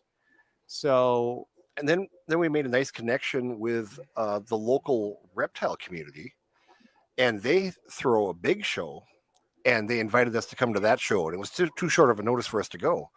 But they have this show, and they have 2,000-3,000 people that go through it in 4 hours.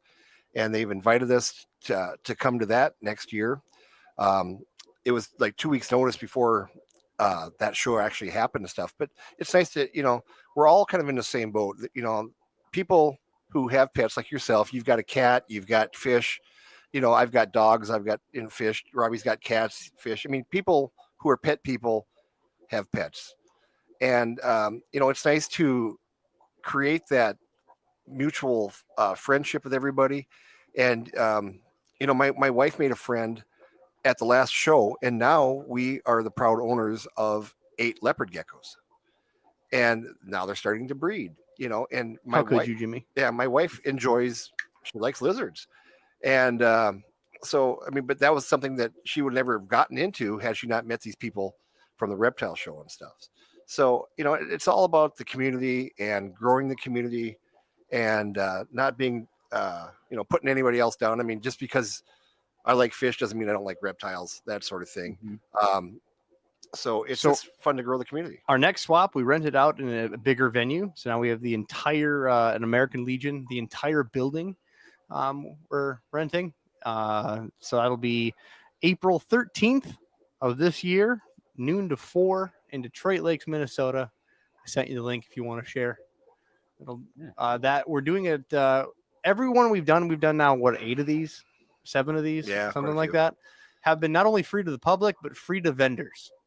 Done a little different just to grow it out. We can't do this forever, and donations help. But so far, if you want to show up, the first table's on us. If you want more than that, you can pay for the extra table. But the first spot, bring your own table, is completely free, and that has been nice. Now we've made a nice connection. Speaking of raising money, one of my favorite stories from your guys' podcast was when was it your treasurer had a little mishap on the road with the bag of money and the baked Real goods story. And the cookies. Real story. Yeah. You can't make that stuff up.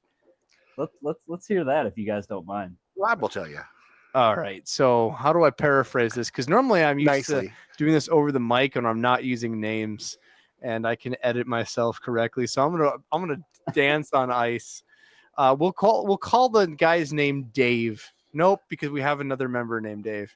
We're gonna call the guy's name Joe. Joe. All right, Joe. All right, make up a name so I can do this. Joe, our treasurer at the time, right, and me, decided that we're going to do a bake sale with the rest of the club, and we're saying, hey, we need to do a fundraiser to try to keep these events free and try to donate aquariums to the middle school, I believe, in Lake Park, Minnesota. At the time, yep. At the time. So we wanted to raise some money. So a bunch of the aquarium club members baked all kinds of cookies, all kinds of brownies, all kinds of baked goods, delicious diabetes, right? And I said, hey, use a little common sense, people. I don't want to get a big old bale that I have to individually bag myself. All right, I have enough to do. I need you guys to put these in normal serving sizes. So they took that to the extreme. Instead, I had a couple that individually wrapped cookies. So most of them were nice enough to put these cookies in dozen containers. And we're talking normal, regular, regular cookies that we're putting them in batches of a dozen or baker's dozen to sell. So when we sat out there, and we did it in front of Dee's Fish Co. They're nice enough, and it was right during a city fair, festival, parade, street fair, whatever it was. And we got a lot of traffic. We made nearly $400 that alone just sitting there that day. And cookies. And just cookies, right? So we still had a lot of baked goods left over. But the baked goods we had left over were mainly the individually wrapped cookies. Now, what we're going to do with these? The people didn't want them back. So the treasurer, Joe, is a veteran, and he's like, hey, I'm going tomorrow because this was like a Saturday afternoon or something like that. Joe's like, hey, tomorrow there's going to be a veterans thing for breakfast. I'll just bring them to the veterans. Great. That's fantastic. If you could bring them to the veterans, nothing would make us feel better. So we've just packed his car with all of the remaining individually wrapped cookies. He took a backpack full of a notebook with every cash transaction on a ledger and all of the loose cash, right? And all of our club cash before it. So it's somewhere in the tune of $1,000, right? Somewhere close or a little less than $1,000 that he has in a backpack with a ledger and dirty dollar bills, and a car packed to the brim with individually wrapped cookies. So then he drives off and I drive off because I have the awning, the table, the everything else. I get to close to wherever I was going. And I hear reports that Joe is on the side of the road in handcuffs with multiple police cars. Okay, so I turn right around, hop over there with my friends, and try to see what the world's going on. And by this time, I'm getting calls from a police officer, the whole deal. Sure enough, I get over there and I see, all the trails of multiple vehicles pulling in the ditch in the area where they told me he was getting handcuffed. And what I didn't know at the time is Jimmy drove by, saw the same thing, and watched him get handcuffed. Not realizing who it was. And now let me play it from his perspective. He drives off. He's been with me in the sun all day. I don't know if he's got blood sugar issues or not, but he's eating cookies in the vehicle. He drives and swerves off to the side of the road, realizes he's about to drive into oncoming traffic, oversteers to the other side of the road and drives right off the road. Right off the road in front of a state patrol. He bounces off, stops the vehicle. He gets out, and his house is like, what you consider a city block away, maybe 2 city blocks away. So he gets out with a backpack, starts hiking towards his house, going to get some stuff to assess the situation. I don't know what was going through his brain at the time. But regardless, he gets out with the backpack, and they think that he's running away from the situation. Which so he was going home. Draw guns on him.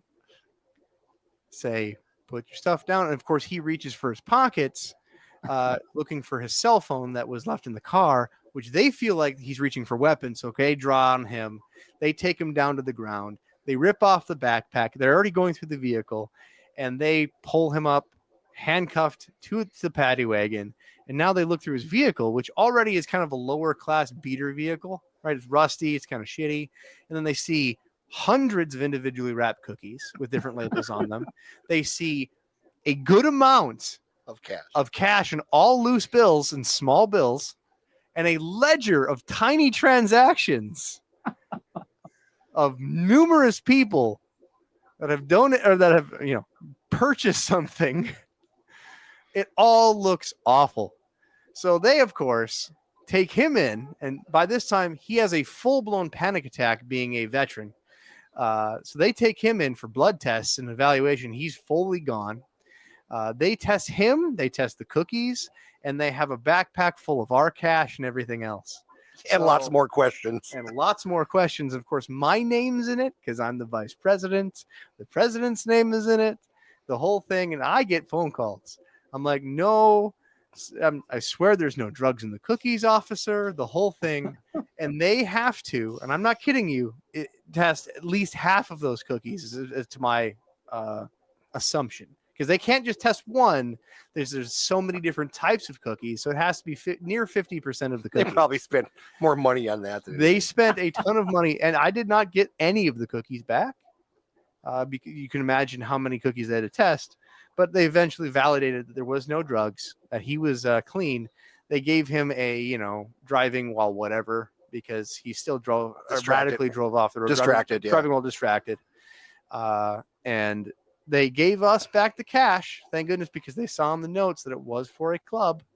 And they finally put 2 and 2 together with our Facebook post and my story and collaboration. And had he not taken the bag out of the vehicle, because the vehicle wasn't licensed, neither was him, so the vehicle got permanently impounded, we would have never got our backpack back or our cash. Tell them what else we got back in the backpack. So we get the backpack back from the police department, and from Joe, what I got back from the police department, and he didn't even look inside. He didn't even want to look at us. He felt embarrassed about the whole thing. He was very embarrassed. We sit down at a club meeting, and I open because I have to validate the money now, right, and find a new treasurer. And I'm looking in, and there's a brand new pack of Narcan. The police put in there, and it's not for not for individual sale. It's like for police purposes only on the box. So we got some free Narcan. To this day, our club still has the pack of Narcan in his honor. So we're thinking about having a Narcan party. Like Demi Lovato. So if you're ever at a Lakes Aquarium Club bake sale, we will have Narcan on the ready. Just in case you OD on chocolate chips. Yes. True story. No, I just thought that was so funny. Like, what are the fucking chances that all that could just come together like that. It's just Yeah. The worst for him. And God bless him. He was so embarrassed and still is. And, a veteran with PSTD and stuff. And I just felt so bad for him, but it's still a damn good story. Yeah. Okay, we have some questions. Did they taste them? I did talk to again. I'm talking to the sheriff's department on the phone. I'm like, no, dude, there's no drugs in them. You can taste them yourself. He's like, no, I'm not doing that. No, I would not either. No. I'm like, okay, that's fair, but I'm telling you, we just sold them to. You know what? Test them. Test every one of them. Just test them. That's Say funny. backpack 10 times fast. Backpack. That was, yeah. I'm surprised he didn't get tased, honestly. So we just talked about, because we meet monthly for the Aquarium Club, and we just talked about doing another bake sale, and we have new rules that no one's allowed to individually wrap cookies for the bake sale. It's a hard rule, and the treasurer is not allowed to hold any of the baked goods at any time. We're just going to toss them in the garbage. We're done. Yep.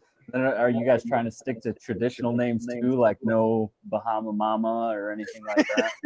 Oh, it was so good too. Some of the names on the cookies, because it wasn't just like chocolate chip. There's some bakers in the club, man. They can bake. It was kind of like a small competition. Like one of them was like, was it Blueberry Delight? Yeah, it was Like it was definitely some sketchy ass cookies. Like no doubt about it. So now, as far as you guys' podcast goes, there's what do you got, up to like 4 episodes now of the Storytime? Don't go there. The story times are some of the worst ones out there, but yeah, 4. We tried to do a 5th of user submitted ones, but it just ended up with people sending us a lot of depressed bullshit. To be honest, it's one of those days where we get together and we're all together and somebody cancels on us. No, it was literally like, because we kept putting out to people for like months. We were like, hey, submit your story for Storytime 5. And then my email box was just riddled with, hey, my goldfish died. Yeah. It was sad. So then we find stuff on Reddit and read that. And that's kind of interesting. But yeah, so Storytime 5 may never happen, but yes, we've so far had 4. it's just very naughtiness and things get really out of control. And sometimes there's drinking involved on my part. Not always, but sometimes. So the story times were some of my favorite episodes for sure. I mean, they're some of the shit that you guys came up with was pretty off the wall. One of them was you had mentioned you used to work for Walmart, Robbz, and you were cleaning out that store, and you had that orange slime. Did you ever figure out what that was? I did. So I had a few people, but I had also a scientist validate it with me. That call a message into the podcast. It is dog vomit slime. That is the real name for it. It is. Yeah, it's the grossest substance ever. If you look it up, there's a few different versions of dog vomit slime mold, and it's bright neon color. It's moving. It's disgusting. You can find YouTube videos of this stuff. It's 8 layers of nasty, and it is very dangerous to people. So don't get it in your mouth. Don't touch it. Wear gloves. Because didn't you get really sick? I did. Yeah, from that. Yep. Yeah. I was worried you were going to ask about the time that Robbz put an airline up his butt. Well, that's on here too. Yep. We might as well talk about that one right now. Why don't I guess I'm just saying that sentence leaves a lot of questions. I mean, I'm on your time. What do you got? What do you need to know? Let's hear about how that story came to be. All right, y'all are assholes. Number 1. Number 2, out of context isn't nice. All right, I was a child. All right, and farts are funny. I'm 30, in my mid 30s. All right. What he says, I have a child of 4 my years own. ago. I have a 3-year-old, and I still think farts are funny. All right, so y'all can go to hell. Farts are not funny. All right, so as a child, whatever age I was, 8, I don't remember. It's been a long time ago. I thought that, farting anytime is a good time. So if I could fart more often, or better yet, I could fart bigger. More bigger. Yeah. Yeah. All the better. So I decided that if I could put more fart into cannon and then load the cannon, all the better. All right. So some brilliant idea in my, adolescent brain decided that I was going to take the rubber line from my, Whisper Tetra pump and maybe just see if I could squeeze a little in there, see what happens. And sure enough, I did. And sure enough, I could make fart happen on command. I just run in my room, chamber one up, kind of like you had, the old super soaker that you chamber the gun up so you could unload in the next room. And I swear it wouldn't stop being funny. I load one up, run in the next room, and my parents would watch Wheel of Fortune, whatever it is, and I would just hot yoga pose in front of the 60-inch television in front of my parents and just rattle cannon in front of my parents. My parents would get pissed off. I run back into my room, giggle, giggle, giggle. And then maybe they get onto Bonanza. I come back in, rattle cannon it off again, continuing to ruin their old people TV. Maybe I do it all the way into the evening news. Your mom should have beat your ass. And of course, my mother just like, oh, hi, Kevin, he's just a kid, would just, leave it. This was last week, by the way. They had no idea that I was chambering farts with a aquarium pump. Now, I would do this for a little while. I have a question. Did you leave the air stone on? No air stone. No, that's disgusting. No air stone. That's disgusting. That's too far, Jimmy. That's too far. And I would take this, and I would, every blue moon or so, I would chamber it, but then I get more daring. Like, it wasn't funny enough. So that I'd put a little more in each time until, get a little uncomfortable. But I mean, I'd get 30-second plus farts going on. My parents would literally wonder if I was like colon possessed. But here's the thing that no one tells a kid is that, air pump farts are only so funny until you pump a little too much air pump fart into yourself and then you shit yourself. So the first time you shit yourself, all fun and games are off the table and you never do it again. So there's the moral of the story, boys, is, aquarium pumps farts are all fun and games until you shit your pants. So there you go. There you go. You've now ruined any potential person that would go listen to the podcast. Now I know where they got the idea for the big blow up balloons for Macy's Thanksgiving Day Parade. Yeah, it's from you. That was from me. You and Bullwinkle. Just watch until you see Snoopy Underdog shits his pants after the Thanksgiving Day Parade. Oh my god, that still just leaves a bad taste in my mouth. What, me shitting my pants with an air tube? No, me taking the air tube and putting some saliva on it for you. If you ever get to see my fish room, you'll see that all of my airline tubes are neon green as a cautionary statement to not shove them in your ass. But they smell kind of poopy. So now can you guys describe the fish scene in your area? I know at one point you said it was very like African cichlid heavy. Has any of that changed? Oh, so years ago it used to be African cichlid heavy. Now, not at all. I mean, even like we were talking with Derek in the store, they can't sell African cichlids at all. Like they'll have a couple on hand just to have these, say they have them, but it just doesn't sell them. The worst part is we have liquid rock. Most areas around the Fargo Moorhead area have liquid rock. It's just not in swing right now for the area. But I don't know. Our group is, we do what the hell we want. We think it's cool. And dare we say that we have a lot of people that don't care about trends in our scene, and we just do whatever the hell pleases us. And we go so many different places, connect with so many different people that we're just not that in tune with or care. So generally people ask us like what we're doing, and we'll be like, hey, I got this cool G'day that no one's ever heard about and they've never seen before, or Jimmy will get some sort of balloon angel that no one's ever, it's completely going against what's the area is doing, that we're just not that in touch.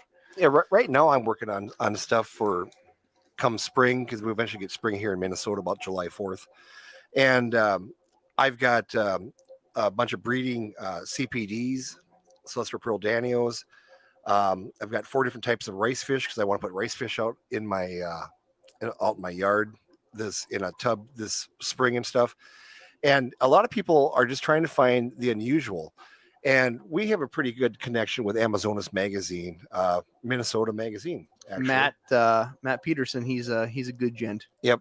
And anyway, so anything Amazonas Magazine puts on their front cover is what trends for the next 3 months. That's nationwide. Like, yeah, you want to see a trend? Grab that magazine, follow the trend. You know, if you want to do that. They were doing pygmy cories for a while, and that was all the rave. And then they did, it was the glowfish, and then it's high end zebra plecos or whatever. I mean, whatever they come up with. I've been friends with the people at Secrets Farms for over 35 years, and they just loathe when they come out with a new Amazonas magazine because people just inundate them, say, "Hey, I need some glow angels." Well, we don't have them. Well, they're saying they're available. Yeah, we don't have them yet. It's going to be another 3 months, and so Amazonas really has kind of the driving force of what might be cool for the next 3 or 6 months. And being in the tech side of the game, like if you want to follow how that works, content creators are a driving factor of, like what's in, because how do you connect with people? You go to Branton's live stream and you see what he's doing in his area with his group of people. Well, where does Branton get his stuff from? Well, Branton gets his stuff from consuming where he finds his knowledge articles. Well, most of these people that are content creators don't consume from other content creators. They consume their stuff from other research article stuff.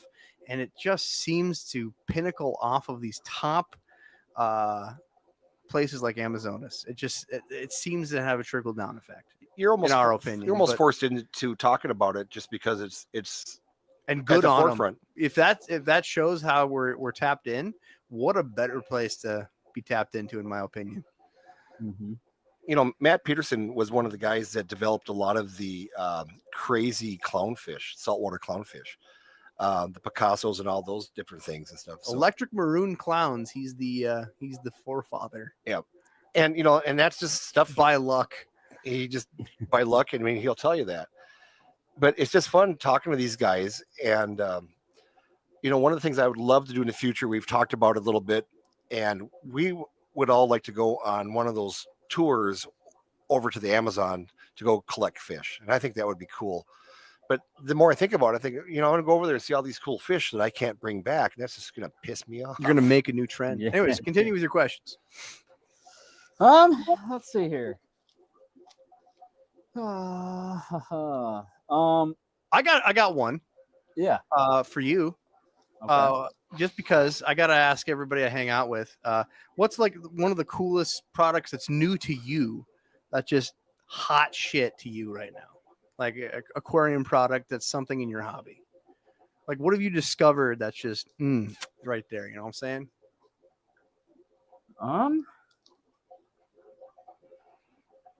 Honestly, what made you put on the shades and go, that's just right there? I hope he goes on a rant like Adam. No, I was hoping with this get up to kind of, give you a surprise, and it seemed to have worked. You did. You nailed it. You 100% nailed it. But no, I don't know. I mean, the newest thing that I haven't had, I guess, maybe my Zis hatchery. I'd always just little hobby hatcher or hatching in a 2-liter bottle, whatever. I've never had something specifically, to make brine shrimp on this scale. So it's the convenience factor of that is really nice. So I've been digging that. As far as new things in the fish room, the blackworm colony that I have going has been a lot of fun. I did something see I've that. never, That was nice. Yeah, something I've never done before, and it's going really well so far. So, you could make $1 million raising blackworms and chicken eggs right now. Yes. Yeah. Yeah, there was actually at the Southern Wisconsin fish swap that I went to, 2-3 weeks ago. There was a guy there who had 2 big styro coolers full of blackworms. And he was actually selling them for a pretty decent price. I forget what the price was, but Basically he was doing it as a solid for all the hobbyists that were at the show, and it was not long before he sold out.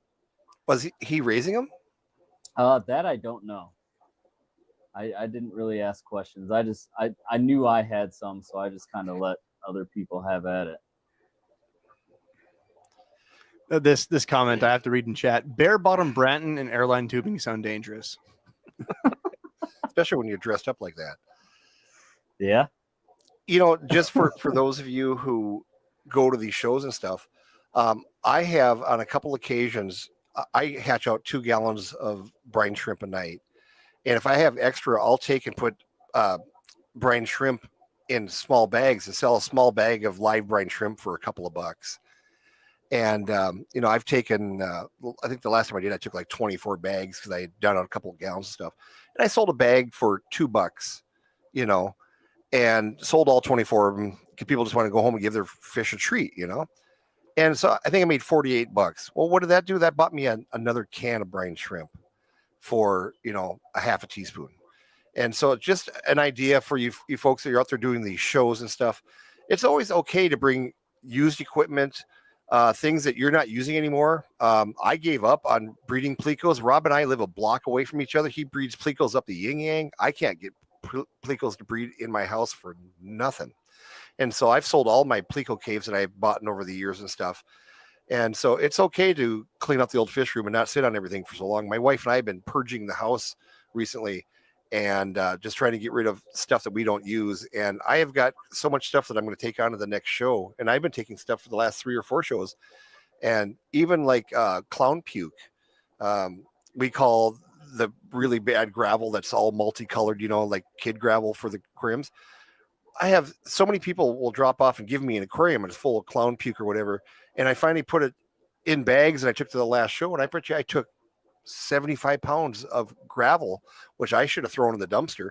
And I sold them for $1 a bag and people are happier than heck because they want it for a goldfish bowl or whatnot. And I helped out a few people. I didn't go in the dumpster and it's getting used. So, you know, think outside of the box. Just don't bring fish, bring whatever you got and try to make yourself a couple of bucks and make people happy. So I see in the chat, I happen to look over and Moose is saying that he loves the pleco pronunciation. And I've actually wrote on here, word for word, it says, the way you all say pleco is fuck. Wow, so much anger. Oh man, you should hear him say sorry a few times. What's that? Sorry. Sorry, man. He's real sorry. Hey there, you hosers. Hey, man, we're 200 miles north of Minneapolis. We're 200 miles south of frickin' Winnipeg. Come on up here and teach me how to say pleco. He says a lot of things. I say a lot of things. I don't give a shit. I'm old. All right. Well, go ahead. I was going to say, typically you seem to be the one that struggles to say things, Robbz, as far as names and stuff like that go. That's funny. Yeah, Robbz usually butchers names. Yeah. I'm usually the voice of reason. Ain't that right, Branton? Dart condom. So, oh man, on the plecos, I know that at one point in time you had talked about going hard on changing the name to Tentacle Nose. How's that going for you, Robbz? Actually, I've been seeing it in some Reddit forums. People have been, so Reddit is, in my opinion, the de facto place for all of the aquarium goers to just call the perfect cesspool. Like, that's the worst of the worst. Like, you want to go to the community that yells at people because their beta bowl isn't 25 gallons and instead is only 15. Those are the people. Those are the window lickers of the community. That's what I'm trying to get at. So, right. Rob, so if I'm seeing people go in there and they're taking little tidbits of our podcast details like tentacle nose and other things like that. Where do you raise those? In the Gulf of America? Yeah. That's where they're from. The Gulf of America. That's right. Gulf of America. And they post them in and they just try to like get little jabs in Reddit posts. Oh. So God bless you. Those that are listening and trying to use those little memes. I see you and I love you. Pleco. Just not for breakfast anymore. Pleco. Yeah, long E's, Jimmy. That's too much. I should. Yeah. Fuckers. I didn't say that. So when was the last time you guys attended the Minnesota Testicle Festival? Oh, so there's one every weekend around your family. See, here's the deal, right? We're in Minnesota, one town over. There's a tiny place. It's a place called Dent, Minnesota, right? And you go over there. For like 28 years or something like that, they had a testicle festival all my growing up. And what they would do is they would harvest all of the calf testicles, because they would have to neuter, castrate. And I'm trying to be nice for the sensitive. You know what? You Reddit listeners can go to hell. They were trying to castrate all of the male calves.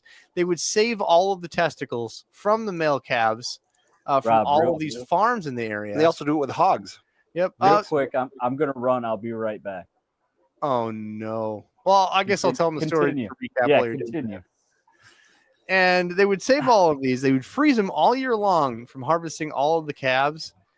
And they would bring all the testicles together for one festival somewhere around September. And they would deep fry these things by the pair. And they would have a big festival. They would have like a street dance party, and they make a big festival out of it. They're not that bad. Other places call them Rocky Mountain oysters when they wanted to have good things. Ours, nope. Would you like some testicles? Like, there's no desensitizing any of it. It's just, here's your nuts. They're deep fried. They're kind of like deep fried mushrooms almost. I've eaten them raw on a bet, and I would not suggest that. I completely forgot I talked about this on the podcast. He's got some deep cut questions for us, and clearly he's gonna come back and like, I don't know, some sort of like, he had to step out of the room, I think, to use the restroom. Let's sell his podcast. Oh shit, he's back. Okay, he didn't dress up in something different. All right. At least he's got pants on. I'm happy with that. He had to piss so bad he could taste it. I did. Anyways, I told him about the testicles, so there you go. You're enjoying.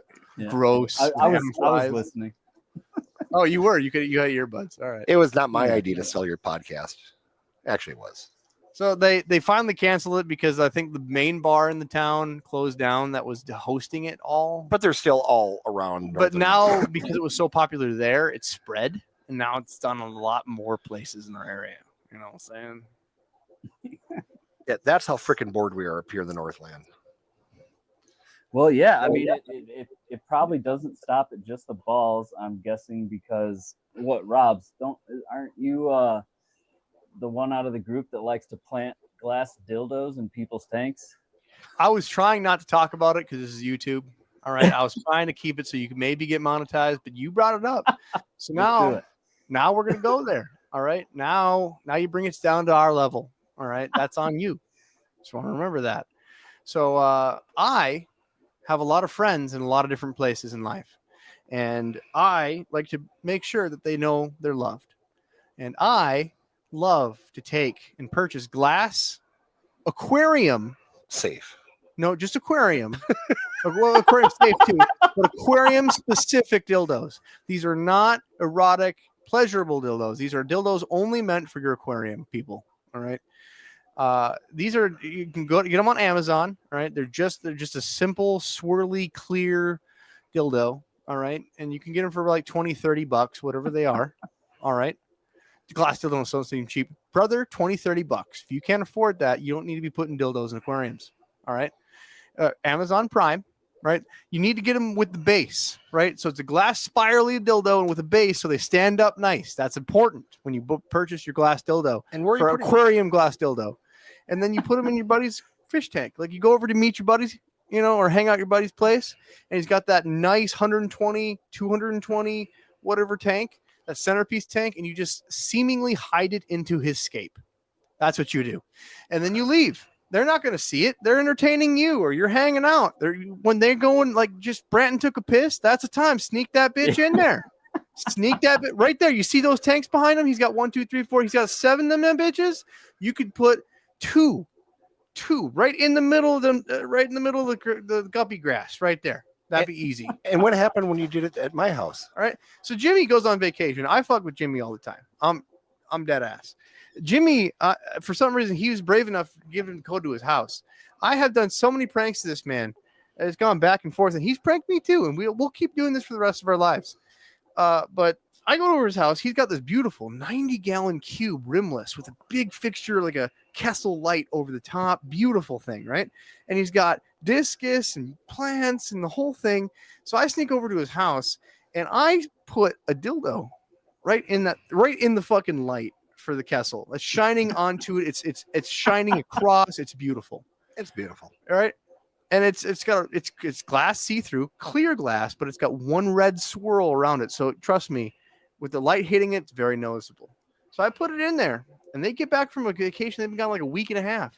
The first 30 seconds they walk in, Jen sees the thing and just flips out. Of course, they immediately know it's me. They get pissed. But here's the deal. Apparently, what I didn't know, because the thing, it's glass. It's inert. It's clean. But apparently, a glass dildo to that magnitude with a Kessel light hitting it stressed the discus out so much it killed the discus. They died. The other fish are fine. There's no spikes in the tank, no toxins, no nothing. It was the stress from a shining illuminated dildo on a disco ball. Yeah, so it's stressed out the discus. And thank God the discus were only 6 inches. I mean, yeah, they weren't like little ones. These were the $100 discus. Because clearly, fuck me, right? And my wife not impressed. Oh my God, not impressed with Robbz. So that's Jimmy, but I've never had. Jimmy's the only example I've had of where it's stressed out and killed the fish. I've done it to so many people. I purchased so many dildos in my life. Aquarium dildos. Don't judge me. I see that. Don't judge me. Right? Aquarium dildos. And I've dropped them off in so many people that know names, famous people, doctorates, anybody that has an aquarium. If you know that I'm friends with you and you mean something to me if there's a dildo in your aquarium. And it doesn't matter if you have a store, doesn't matter if you're a YouTuber. Ohio Fish Rescue. I go hang out with them for a week. Right? There's YouTube videos of me at the place fishing in their pond, hanging out with Big Rich and Josh. And in the videos, there's for 3-4 videos after I left, you can still see the dildo in the aquarium. They didn't see it. They didn't see it. In the comment sections, it's great. Is that literally you can see is that a dildo? In the comments, people are commenting, is that a dildo in there? So giant monster fish going through, dildo on the bottom on the slate. So what Robb's trying to say is now he puts clean dildos in all the tanks, and the one he put in my house came out of his butt. No. So which killed my fish. So here's what you do when you get the dildo from the Aquarium Guys or those of you that care about you. No, you're going to be when you get the dildo from Robb's, not the Aquarium Guys. I'm part of the Aquarium Guys. From a fan, you listening to this, think this is a good idea and might want to participate. It's not a good idea. So if you get an aquarium dildo, it's an honor, right? Now treated as chainmail from the 1990s. You take that dildo that you were given and now you give it to your next friend. And this is what's been happening is when I get these out, I finally found one of my dildos I gave, and it was handed off tank to tank to tank to tank after a couple years and finally made it to the UK. Made it to the UK. It made it all the way to the UK. The chainmail aquarium dildo made it all the way to the UK. My goal is one of my dildos will finally make it to Australia. Then I know I made it. Or to the Smithsonian Institute. So now, disturbing. Do you have an official Aquarium Guys dildo, or is it just whatever tickles your fancy at the time? No, it has to come from your heart. All right. You can't just willy-nilly. You have to go out and pick it. And then I've been pioneering the diltope. Right. You see the biotopes that are out there. There's all types like Wallstat, there's all different types. I have a 10-gallon tank where it's just nothing but glass, butt plugs, dildos, and other fallacies. And the entire 10-gallon tank is completely ornamented in multiple weird patterns and shapes of aquarium butt plugs and dildos. I call it the diltope, and I have a pistogamas in it with it. I think I can't remember what I put in it with it actually, and it's beautiful. It's overgrown, and you look in there. The best reaction when people see the diltope is because they look at it and they're like, oh, look at all those plants, and then they look in and try to see a fish, and then they see all of these one person's literally, is that a butt plug? There's nothing better I can't There's believe nothing better than getting that reaction from your mom. from your mom. Yeah, I was gonna say I can't believe that your mom knew what a butt plug was. Ha! Your mom knows what a butt plug is because I showed her. So again, we don't have an official one because it should come from the goodness of your heart. Go online, go to Amazon, find a $20, $30 specimen with a flat bottom, a base, clear, nothing on it. Don't make it weird. All right. Yeah. It can't be flesh color. It's got to be clear glass with some swirls or patterns or hearts. Get that, buddy. You know, Put it in your friend's tank. I love the Antique Roadshow, and I can't wait till someday, 50 years from now, somebody's at the Antique Roadshow and they're holding this thing that Rob put in somebody's aquarium. She goes, "Yeah, this is an old glass aquarium ornament. If you I'm see not there- sure what it is." They're like authenticating it. Like, oh, you see right there? There's duckweed on it. Yeah, there's duckweed. That authenticates it right there. God. No, fun Fun. fact. D's Fish Co. opened, right? I helped my buddy Derek Schumann open up his own fish store. He owns the whole Kipcot and Caboodle. And who I've had the pleasure of meeting. Awesome. yes, who you had the pleasure of having tube meet with. Yes. And this gentleman The beard still has, it's behind the counter. No one knows it's there, but if you walk in and you say, "Hey, I need an aquarium dildo," he's got one for sale at D's Fish Co. So if you're in Detroit Lakes, Minnesota, and you're in need of aquarium dildo, There he's you got you. Behind the Now, counter. what do you think the chances are one of Jim's angels spawn on a dildo? This has happened. go. This has happened. This has happened. People sent me pictures on my Discord. I made because I've been doing this joke a long time, right? And someone put their girlfriend's phallus into the aquarium because they thought it was funny, and they just stole their girlfriend's. And then she was just pissed, like, "Well, I'm never touching that again." And then sure enough, fish laid eggs on it. So yeah, That happened. I don't know if it happened to Jim because I've definitely No, I'm pretty sure. dildoed his aquariums. Yeah, I'm pretty sure that dildo you left at our house is in the trophy case at home somewhere. So I'm sure right next to all my autographed memorabilia from rock and roll. I hope so. You know, there's my Angus Young autograph next to my Sammy Hagar microphone next to the dildo. I hope years from now, like move and like your son helps you, and then he pulls that off the shelf with all of your rock memorabilia. As long as I'm dead, I don't care.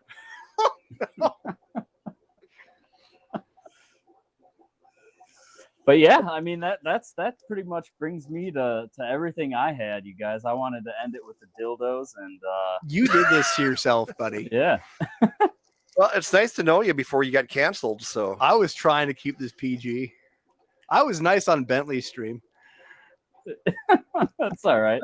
I'm not monetized anyway, so Oh, what are good. they gonna do? Well, But thanks yeah, for I having don't know. me, brother. Yeah, I mean, do you guys have anything else you want to address, bring up, talk about? I mean, the stage is yours for the time being. for the next 3 minutes till we close it off. Well, I think the only thing that is check out more episodes. Just put out another episode. Probably do another one in 2 weeks. The next episode, if you want a teaser, will be talking about phytoplankton. Exciting. If you think, okay, in fact, I'm going to give a teaser with your permission, since now this is no longer a PG-13 podcast. Is that okay, Brandon? Yeah. So here's a teaser. At the end of every episode, either me or the editor of the podcast puts a out of context clip that's just 30 seconds, 40 seconds long of just little tidbits that are put together that are not intended to be listened to in that order. So enjoy. Here we go. 3, 2, 1. And it's just kind of fun watching a couple crabs wrestle or starfish on there. It's a great ambiance when you're taking a shit. I didn't get a chance to take a shit yet, but I am excited for my morning poo. That nice, near thick green water. Everything is just crawling with bacteria and microbes of some sort. Well, this is the new Viagra, Jimmy. It might even cure, that tilapia herpes thing. What's that smell? Please don't eat, ingest, or insert any green liquid into your orifices. So that's a nice little clip from the next episode you'll hear in about 2 weeks about phytoplankton. Because somebody who's editing has got way too much time on their hands. All right, guys. I want to thank everybody for coming out. This has been a lot of fun. I appreciate you guys coming on. I mean, this was great. I really appreciate the opportunity to get you guys come up on my show. It really means a lot. No, we really enjoyed it. Thank you for asking. And if the check clears, we'll do it again. Yeah, definitely. Tube meat definitely is in our future. No, that's your future, not my future. Oh, I'm gonna get you to go to one of these Quad City I swaps. I like girls too much. Whatever you guys do at La Quinta's, beyond me. So, all right, guys. Well, I appreciate everybody coming out, and I will talk to you two backstage. All right, thanks, man. Appreciate it. All right. I gotta get to the. I'm never prepared Bing for this. bong. I gotta get to the fucking button. All right. Yeah, you were to do it because in 3, 2, 1, I'm going to say a bad word. 3, 2, 1. Fucktard.